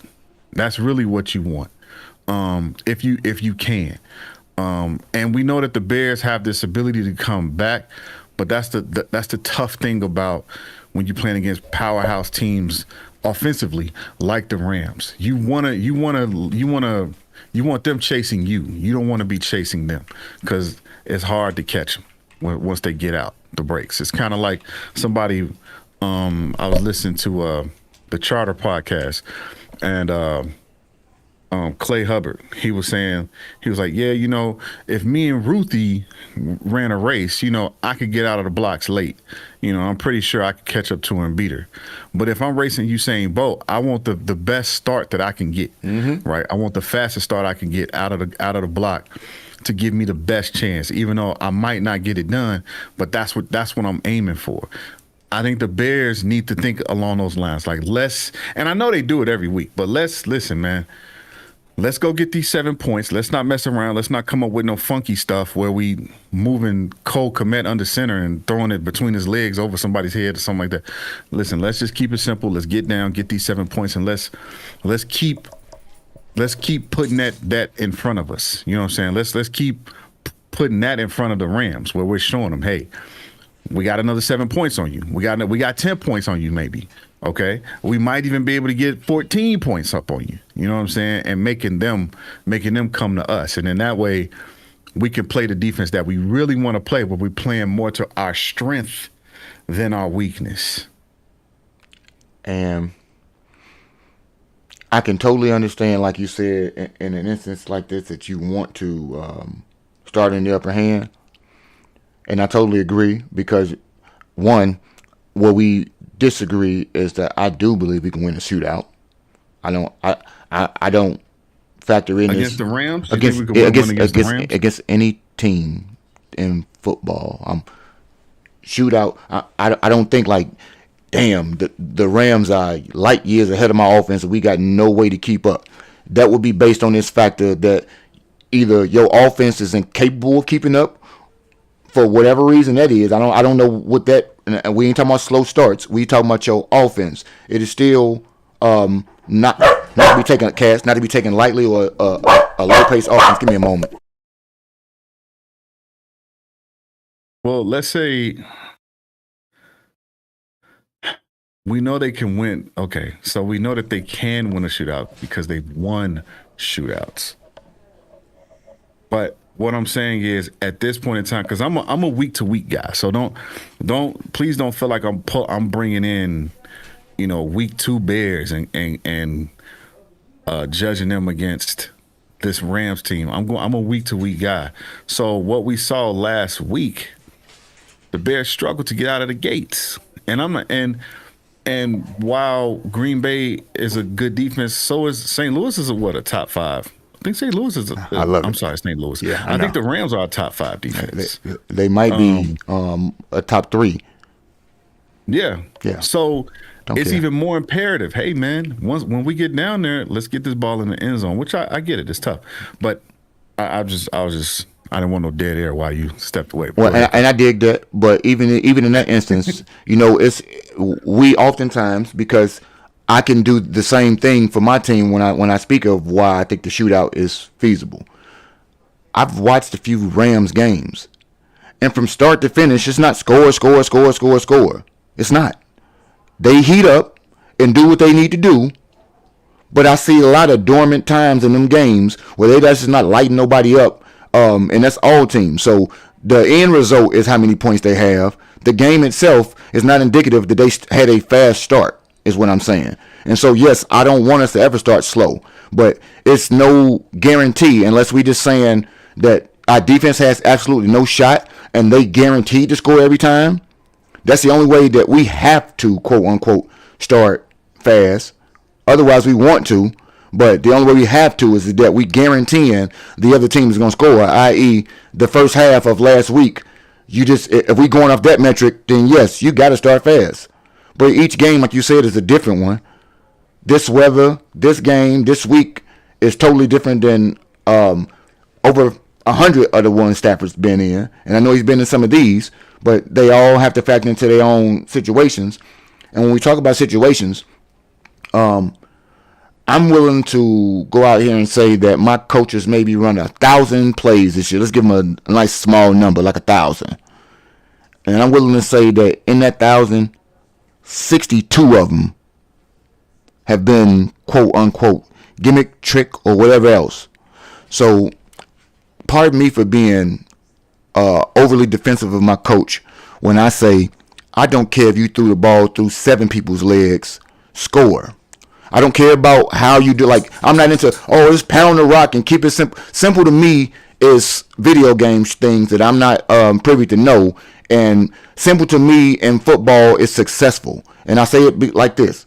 Everything that sounds so dumb or so simplistic, we be like, 4th and 1, run the rock. And then they get stopped. And we so pissed. It was so evident that all you got to do is run the ball, right? No. Because somebody had 7 for you on that one, and they bested you. So we cared about the result in that one. And I'm always going to be the person to believe that we judge coaches on results of these type of plays. Because, yes, they can give us heart attacks, and we can prefer something simplistic. But if it works, if your center don't snap the ball 75 feet over Kyle Monanga's head, that play works. And nobody's sitting there saying, don't be cute, because it was a snap that was off in that play. It wasn't the play. It was your center who didn't do his job, that his main job is to snap. Just give me a minute.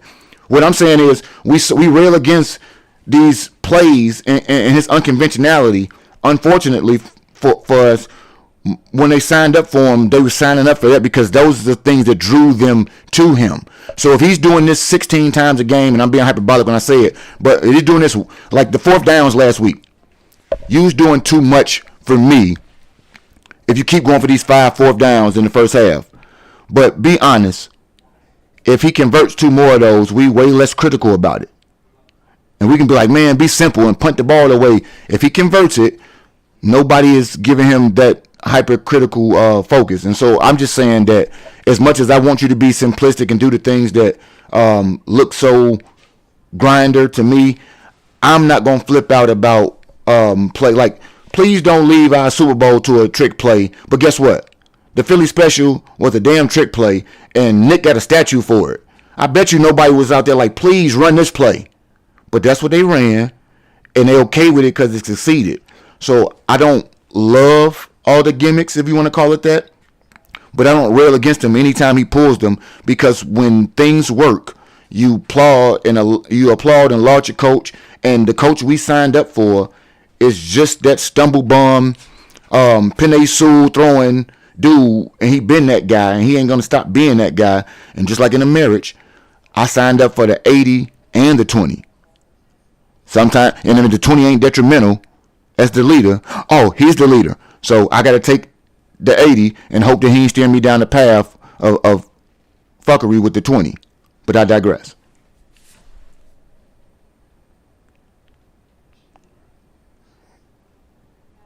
Oh, she said, I think Bears got, I think what the Bears got for the advantage is forcing turnovers, home field advantage. Okay, man. Okay, so when we talk about that, this is where the veteran thing go for me. I don't, as much as I know the crowd noise is a factor, is Stafford savvy enough to kind of override some of those things? Like, I don't think he's unprepared or as unprepared as Jordan Love would be, because I think he's been around so long that it may be 1 or 2 things that can kind of nullify, mitigate some of the noise. Like, I know it's still going to be a factor, but do you think that him being one of them ones, do you think he has he can overcome something like that, G? Stafford? Yeah. Okay, ask me the question again. I was looking up some stats, my bad. So like home field advantage, the crowd noise. I know that was a big factor last week, and you know Chelsea alluded to that as being one of the advantages that we have this week. And maybe she was talking about it from the weather perspective, but I'm thinking about the crowd noise. Do you think that he been around, you know, since he been here so long, shout out to you, Jay Tillman, that he has any kind of tricks of the trade to kind of bypass some of the difficulties and the noise that a Jordan Love wouldn't have? Yeah, absolutely. He's got years in the game. He listen, he played in a dome. He knows how loud it can get in there. He's got enough years in the league. I don't think crowd noise is what affects him. If you look at this the game that always kind of sticks out to me. To me, this was like a microcosm of the Rams. If you look at them last year, and I know year to year is different, but we're talking about the same quarterback. If you look at them last year when they played Philly in the playoffs, and the struggle that they had stopping the run, right? But they were there by the end of the game. But weather affects Stafford's accuracy more than you would think. If it's cold, his accuracy is affected. And last week he hit his hand on a teammate's helmet, I think, or body part. Throwing hand too. It's gonna be affected. It's cold out there. That's what's going to affect him. I don't think crowd noise affects him. To me, he's been in the game too long. He got too much skin in the game for noise to affect him. But that cold, that weather, listen, some people, it just hits harder, and it always hits Stafford. He always has an issue when we in the 20s and below. Matter of fact, when we in the 30s and below, Stafford starts having some issues, man. I just want to give you something real quick before you have a rebuttal on that. There was a question about. You were talking about the Bears' ability to come back. So what I wanted to look up was a stat on who has the most, who's averaging the most second half points, right? Because that's basically what we're talking about. So who's averaging the most second half points in the league? The Bears are number 3, averaging about 15 a game. About 15 a game. Mm-hmm. They're number 3. Would you like to know where the Rams are? Number 1 or 2. The Rams are number 2. And guess what? 15. That gives you exactly what I just said. That this start, it's ebb and flows to it. So now the chess match comes to me. What you just said, the fourth quarter. That's where the chess match comes in for me with them. Because some people lose that match with them. Follow me. Go ahead. Follow me though, because if the Rams start fast.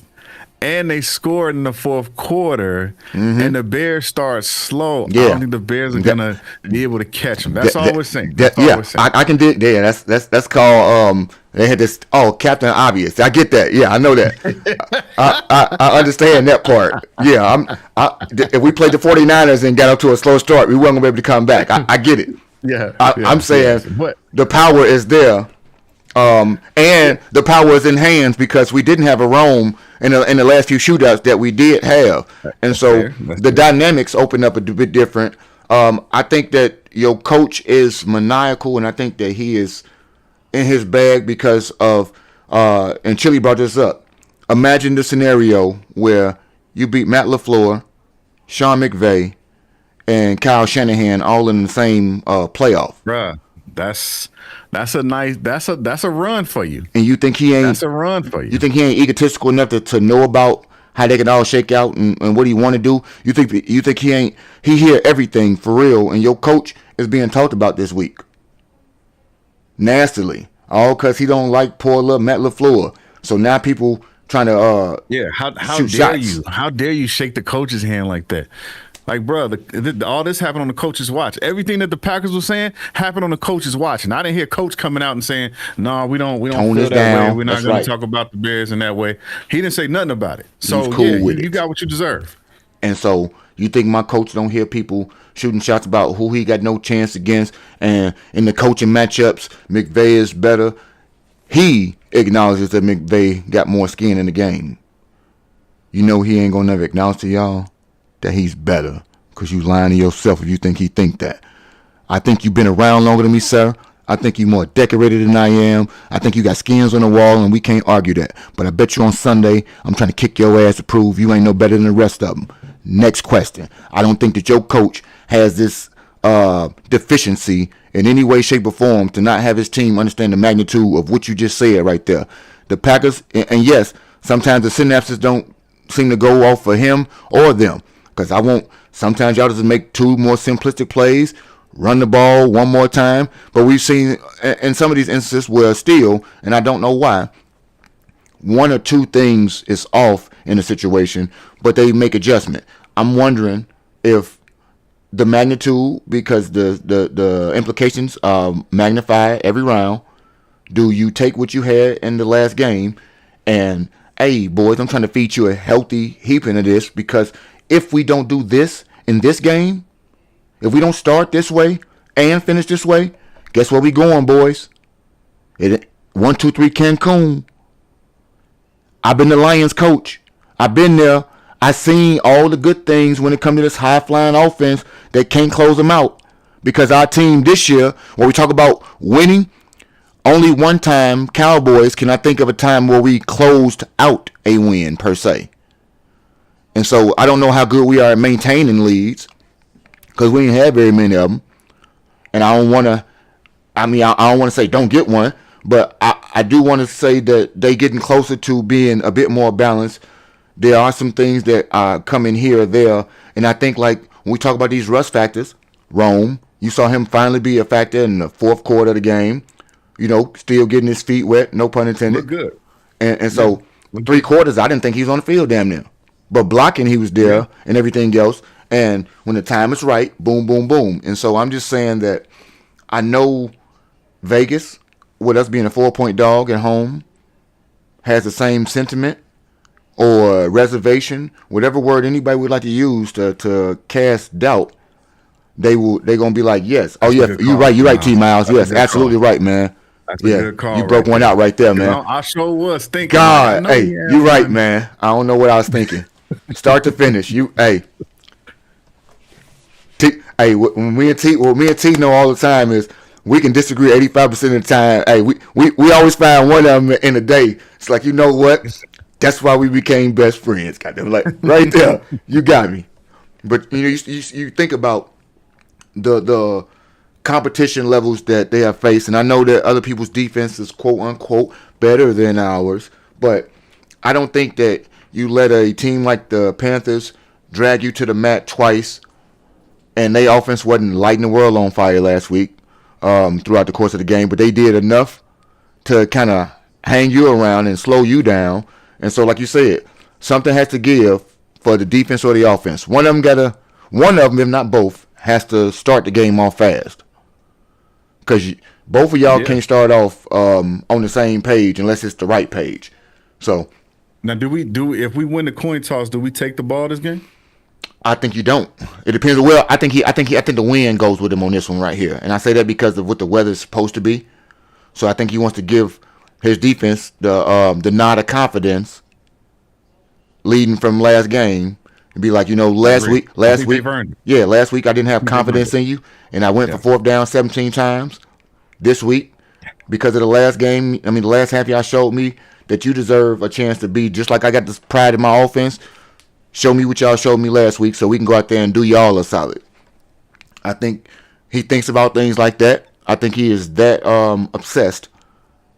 And you look at some of the Keith Byard interviews of the other players, like Tyson Bagent and everything. Kevin? Yep. Well, who I call him? Keith? Keith? Yeah, I probably did. He's old school.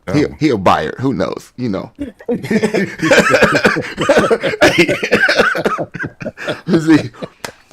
sometimes I don't call you by your daddy, your uncle, somebody who just got the same last name as you.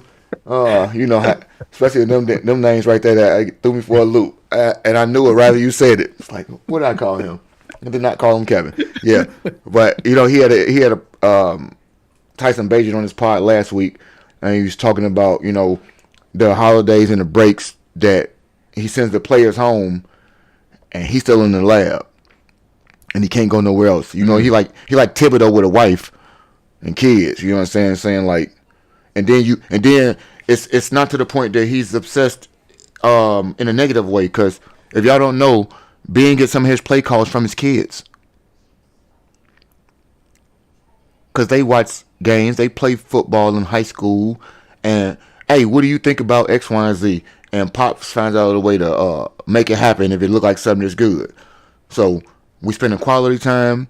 He is a deep dive into all of it. And I think the relationship that he built with the team is much like the one I'm just trying to explain to you with the kid. I'm not neglecting one for the other. I understand the personal relationship that goes into the sacrifice along with the actual work and dedication that goes to it. And if y'all can follow me on it and they keep having the fruits of his labor be borne out, I think it only keeps giving them more confidence, and they become far more than a snowball. I just think like at this point, I told y'all, if we got past the Packers, what I thought about their chances, and not to say that I wanted it, but I did want them to play. I want them to play the Rams this matchup, and people can say, well, why not? One, if they don't beat us, if they don't play us, I do believe you go up to Seattle and do the same thing. So when I'm gonna see you anyway. Let me get you out the way. That's what I'm saying. I agree. Like I'm running from what? I got to beat everybody who I got to beat to get where I got to go. And so if I think we that, and that's my point. If I think we that nice, man, we got to see it. I don't want to hide through the barrage. If this is one of them ones. If we say we that, this is your chance to prove what I think you can do. I think you're Avalanche right now. So go out there and prove that you are, or we still have snowball fights. I'm okay with the result in that. I think that he got them prepared on both sides of it, mentally and physically, to get it done. And the things that people see as hindrance to us aren't that bad. Gee, we done won a game this year with 3 linebackers that we had to go Google mid-game. This year has been built on the replacements, if you want to call it that. Like, I have no doubt that your coaches have been able to take second, third, and fourth string and get the best out of them, even if it's only mediocre. And so I have no reason to think that they can't execute a game plan. And I think that, yes, sometimes that has to be different, but when you come up to a thing like you had the fortune of being able to play with a DeMarco and a Jalen Maven Johnson for the rest of the game last week, so that this week you already know who ain't coming back to save you. Now, since we play a successful brand of football, can I replicate that and install something that suits you guys, knowing my personnel, because I don't have the same guys I had before. We saw a lot more dime defense last week based on personnel. That's what we had available. Can you go out there? Like. Yeah, can you go out there and recognize those things? At the situation, yeah. Yeah, and it's adaptable. And it may fail horribly. But I think that you have the guys like Kyler and CJ that are tacklers of the running back. Yes.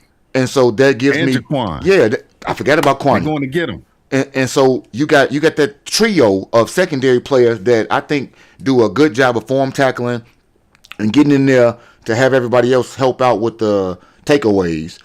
I think that your naiveties in the front four of somebody like a Dom Rob who is playing like he got playing with his hair on fire, because you might not get a chance to play again. Like they every year he gets shut down and out of the rotation. So he played like a man on fire last week. And people don't look at the 5 pressures he had up the front, but that means something, man. That's like, we talk about pressure. He is the reason that Sweat was able to go ahead and hit his arm when Jordan had to flush out, because they broke pressure up the middle. The no names are going to have to be criticals when it comes to how we operate to start the game on defense. And I think that in itself is going to possibly take itself and generate some good faith for the offense to go out there and show you its full potential that it has yet to display to us from start to finish. Like you said, having hit the ground running, it's been lows. I think that, last week the first 15 was pretty damn good. Ended in 3 instead of 6. But like you said, you can tweak that and make that 3 a 6, like Chelsea said. Those factors mean something, and the cold weather, along with renewed inspiration in yourself and confidence in yourself, defense, may have you going out there to be like, people used to say Jay Cutler is going to give you one, especially the Packers. And while I used to hate to admit it, Jay is prone to the turnover because he likes to do some risky things. So does Mr. Sidearm. And I'm not going to forget those things, because as godly talented as he is, he don't want to get hit in this cold weather. He will cough the ball up. And his sidearms, Chili, I feel you, appreciate you, bro.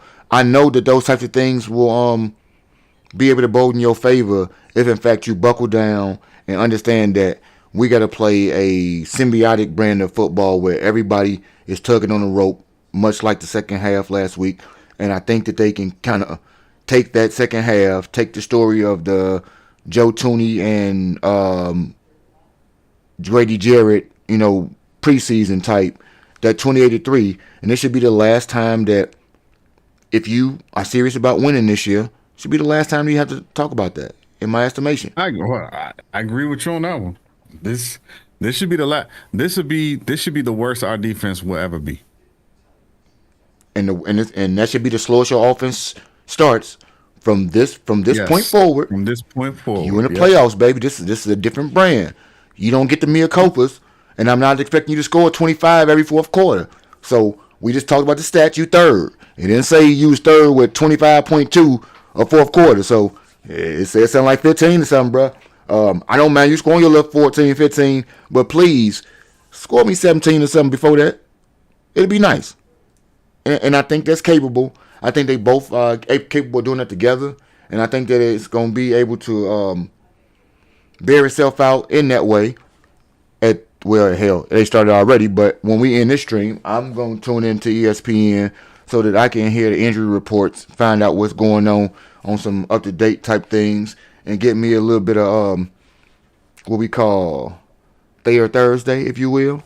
I appreciate Tom Thayer's perspective about things. As emotionally invested as he is into the Bears, I think he gives some of the most tapped in, like he's tapped into what's going on now because he's there, but he's so old school that he's still able to keep it like rated PG-13 in terms of how he breaks it down. So it's so simplistic to me to understand it, and yet he still can give you honest assessments to give you confidence or trepidation about something. If you say something about it, I believe it. Like when he said that Ozzie wasn't getting it right now, and maybe later on they might try to readdress. I didn't know what that actually meant, but I knew he wasn't playing good. So the readdressing, didn't know that meant he's going to stay on the right tackle. Lo and behold, they had a plan, and that seemed to be coming to fruition. We're going to see if they got a plan for Theo and Braxton this week, which I'm sure they do. We're going to see a lot more Durham Smythe on the field. Maybe some 13. Because they're gonna get some heavy packages out of the block. And Rome is in the heavy packages when you're that big boy. You got to run. I think you got to run on these guys. There was a comment about takeaways earlier. Mm-hmm. Yes, the Bears lead the league in takeaways. 23 interceptions, 10 fumbles. Total 33 takeaways. The Rams are fifth with 26 takeaways, 16 interceptions, 10 fumbles. When you dive a little bit deeper into the numbers, right, the Bears have given the ball, in comparison, the Bears have given the ball away 11 times. The Rams have given it away 15 times. Yeah, regular season. Yeah. 15 times. So when you look at all of that, it's hard for me not to feel like the teams are a little bit more even than maybe we're thinking. The only difference, though, special teams. The only difference is like we talked about. You got special teams too, but the only difference that we talked about was first half and second half. Well, I didn't give you the first half points, but the second half points, the Rams are 2, the Bears are 3. Now, when it comes to first half points, the Rams are like also. I deleted. The Rams are also. Tell you right now, the Rams are also third. 15 points. So 15 in the first, 15 in the first half, 15 in the second half. The Bears aren't up there. If they can correct that, I think we got ourselves a game. We can. And I'm gonna go through that game by game with the Rams on their first halves, just to understand more about this team specifically, because just like a point differential for the year had to wait until week 14 to be corrected. Aberrations happen where you score so much in one half that it brings you up in your grades. So I want to see if you're really that nice. If I see these 13s all the time, I don't doubt that they can score. Hell, you got 2,500 yards of receiving yards, and I think like 24 touchdowns between Devontae and Puka. He leads the league in touchdowns, Puka leading in yards, and together they are amazingly scary. Formidable. Like I don't want none of that smoke, and I do want to keep them as far away from the red zone as possible because Devontae is dangerous. We've seen that several years in green and gold. He ain't gonna be out there worried about the cold weather. I can rest assured he gives. I don't care about the 2 years he been away. Seriously, I don't think they affect him yet. I think it take at least about 3 years for the weather start to be a factor to your blood on the whole. I know you still got a Wisconsin crib or something, but I don't think he gonna be affected. And Puka played at BYU. I think Puka a different breed. Now the quarterback is a different story to me, and that's what matters in this game because I think you can get to him. But like you said, hopefully none of them got tweak in the back like myself, and they're gonna be able to generate some pressure, so they don't be doing no billings. Let me give you one more stat. Go ahead. Give you one more stat. Not related to this game though, but maybe something down the line, shall we say? Mm-hmm. The Bears had a plus 22 point differential. I mean, a takeaway differential. Mm-hmm. So they had 22 more takeaways than they gave away. Mm-hmm. The Seahawks have a -3. They took the ball away 25 times. They gave it away 28 times. Just something to keep in mind. Half of them was due. Well, half of the interceptions, especially, was due to their quarterback with 14 of them, and they ain't counting fumbles. So he account for more than 50% of those turnovers by himself. But it's, something to keep in mind for later on. Well, everybody fears the number 5, the top 5 offense and defense, when they don't talk about the pumpkin known as Sam Darnold, and that's fine. We match up well. Not the pumpkin.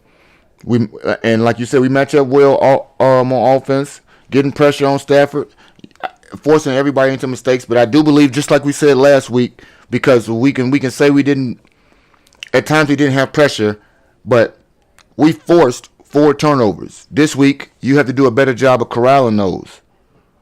Get a ball to go out of the back of the end zone. That's a touchback, not a ball that they get back on the 1 and score. You see what I'm saying?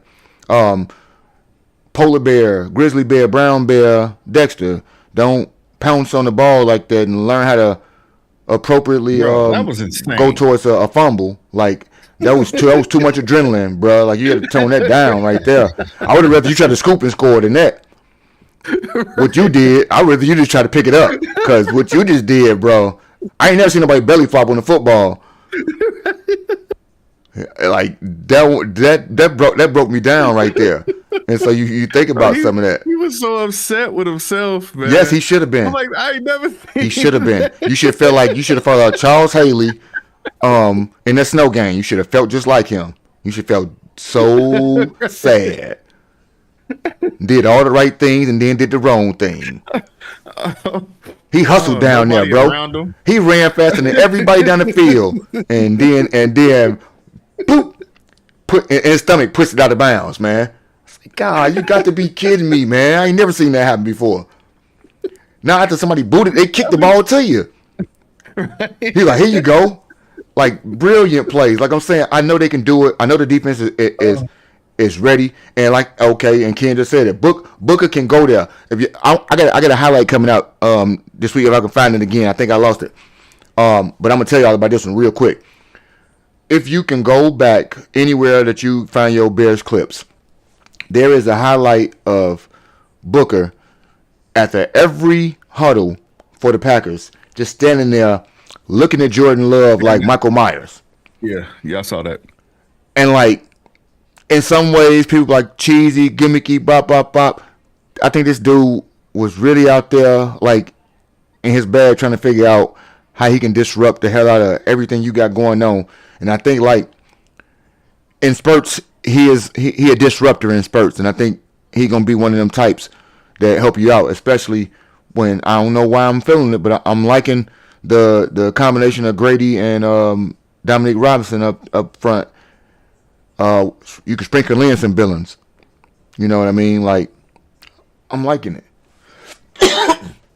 The speed combination is going to be something I think is going to be critical against Stafford because he's older and slower. So when you talk about DeMarco or anybody else blitzing, I think that speed is something coming off the edge or straight up the middle is something that is going to be critical for us generating pressure to force those takeaways. And I think that's where your offenses got to go out there from start to finish and be consistent in drives, for sustaining those drives and for not having so many extended drives on the other side. I don't need all takeaways and all 46 defense, but I do need a mixture of 3 and outs and a little bit of tenacity as well to show a propensity to give us the ball, or TJ Edwards me and pick 6 me if you got to. But it's ways to get it done. I think we will get it done. I think that when it's all said and done by Sunday night, we will know our opponent, and we get to get into a pregame that forecasts a lot more than just the game at hand. Dom Rob rushed straight up the middle your entire second half. He did not play DN in that game, just like they are Dingbo and all the others. They are rotationals. I understand what you're saying, T. Miles. I'm telling you what Dennis Allen did with him and how he deployed him, because he wasn't on the edge. Booker and Austin and Sweat was on your edge, and they had Dom, Rob, and Grady pushing speed rush up that middle. But however he uses him, I need you to be effective. All of them. Yeah, I know he's small. They told him to lose weight. I know he is a DM by position, but this week against maybe because it was the second string and third string tackles that was out there. Maybe, I don't know, but he played up the middle, and they did a lot of stunts. And so you think about the stunts they did with those. I'm not sure where any of them may have lined up, but I know where your dial-in was, and that was to go through the middle. So we get to see how they deploy him all this weekend. We get to, and this is the types of things right there, T. Miles, that even gives us the opportunity to learn football in a different way. That I know most of the time we consume with the game in its entirety, and we don't see some of the nuance that goes on. In these instances, we get to kind of be our own all 22s at times, and just like in fantasy, you would key in on somebody. If we have a thought about a Dom Rob in a game when he come in, maybe my eyes are not focused on anything on that play, but where he is and how he is being effectively used. That way I can kind of have what I would call an educated opinion about how I could deploy him later on, if in fact he is out of position or something like that. Just like when we talk about with CJGJ and the other two DBs being able to be effective in the run game and blitz packaging, where they would typically not be looked at. Those blitzes and the run stuff that they create are more linebacker-esque than they are indicative of their positions. But the way in which they were deployed kind of gave them safety, like a big box safety or a linebacker feel. And so that's what I say when he was playing DT. Even if he was out of position, sometimes that may throw somebody off because somebody that's a bull rush type may not be ready for the speed. And my get off may be something that I saw on tape that I can swim him over the top with speed, as opposed to him going strength on strength and trying to be battering rams or Billings. Just something to look at and see how we can best use every piece that we got, because I think that all of them have to be used, because nobody is a menace by themselves. I think we cool by ourselves, but we're a force when we together, as my man's Neo loosely said out there for you. Like we got to do it as a fist out here. We can't do it as five fingers. Like, it ain't gonna work that way for me, G. Final comments, final thoughts you got for the game, and since you weren't here for the polls, we got 3 other games. Give me who you got winning in the other 3 before we get into your final Bears thoughts. So we got New England and Houston. I'll tell you this. Stroud can't fumble the ball 5 times and get a dub against the Patriots. I don't think he's going to do that again, but boy, Stroud he's shaky. He could be shaky back there, but I'm going to go with Houston on it. Everybody, that's what the crowd picked today. The crowd, the poll went in Houston's favor out there today. So yeah, it still would go that way right now. Another vote to them. Denver and Buffalo. That's where we at. Joshy Poo up in Mile High. Boy, Denver has played some good ball this year. Man. I mean, if I got to make a choice, I say, man, that's tough. If I got to make a choice, I go with Buffalo. I go with Buffalo. Okay, you got the Bills. I do believe Denver was. Well, no, Buffalo was the choice in the chat. I chose Denver, so Buffalo was the group chat. Okay. I gave the edge to Sean Payton and some savvy last minute offense out there. See you on that one. T. Miles got a 33-27 for the Bears. I like that. And then we move to our potential NFC opponent, Seattle, San Francisco. Who you got? I got Seattle. I got Seattle. Okay. Again, the balance. I think it's just the level of balance. I don't think. Unfortunately, I don't think San Francisco's strong enough to contend with Seattle right now. I can dig it. Let me tell you why I picked San Francisco in this. It's just the most stat nerdy type thing. The last 3 years, and not consecutive, but the last 3 years that they split in a series, the road team won every time. So this year that happened again. You on the road one more again. I like the coaching edge is again what I gave out. And Shanahan, I think, is able to dial up a couple things for a Tongas or somebody that we don't see being a factor. Could be wrong. Like you said, the balance is strong. Plus the 12th man is real. We get to see if turnovers don't indeed do in the Seahawks, who have a proclivity, as T.I. might say, to want to give those away out there. So, final thoughts on like to throw the ball around. Yeah, they do. They like to, and you know, sometimes that's a bad thing when you don't like to keep it to your team. And so, you know, I'm anxious to see if either one seed will be exiting stage right. Yeah. I do, in one instance, see that happening. But in any instance, that's what the games are played for. As I stated to everybody, tune in this week as we dive into the unthinkable to cover 1, 2, 3, all 4 playoff games. Wish me luck. We're finna go get some coffee beans or something like that, because the attention span don't be attention. And I'm not gonna lie to y'all, sometimes when my granddaughter's over here in the front, it give me a little bit TV time outish.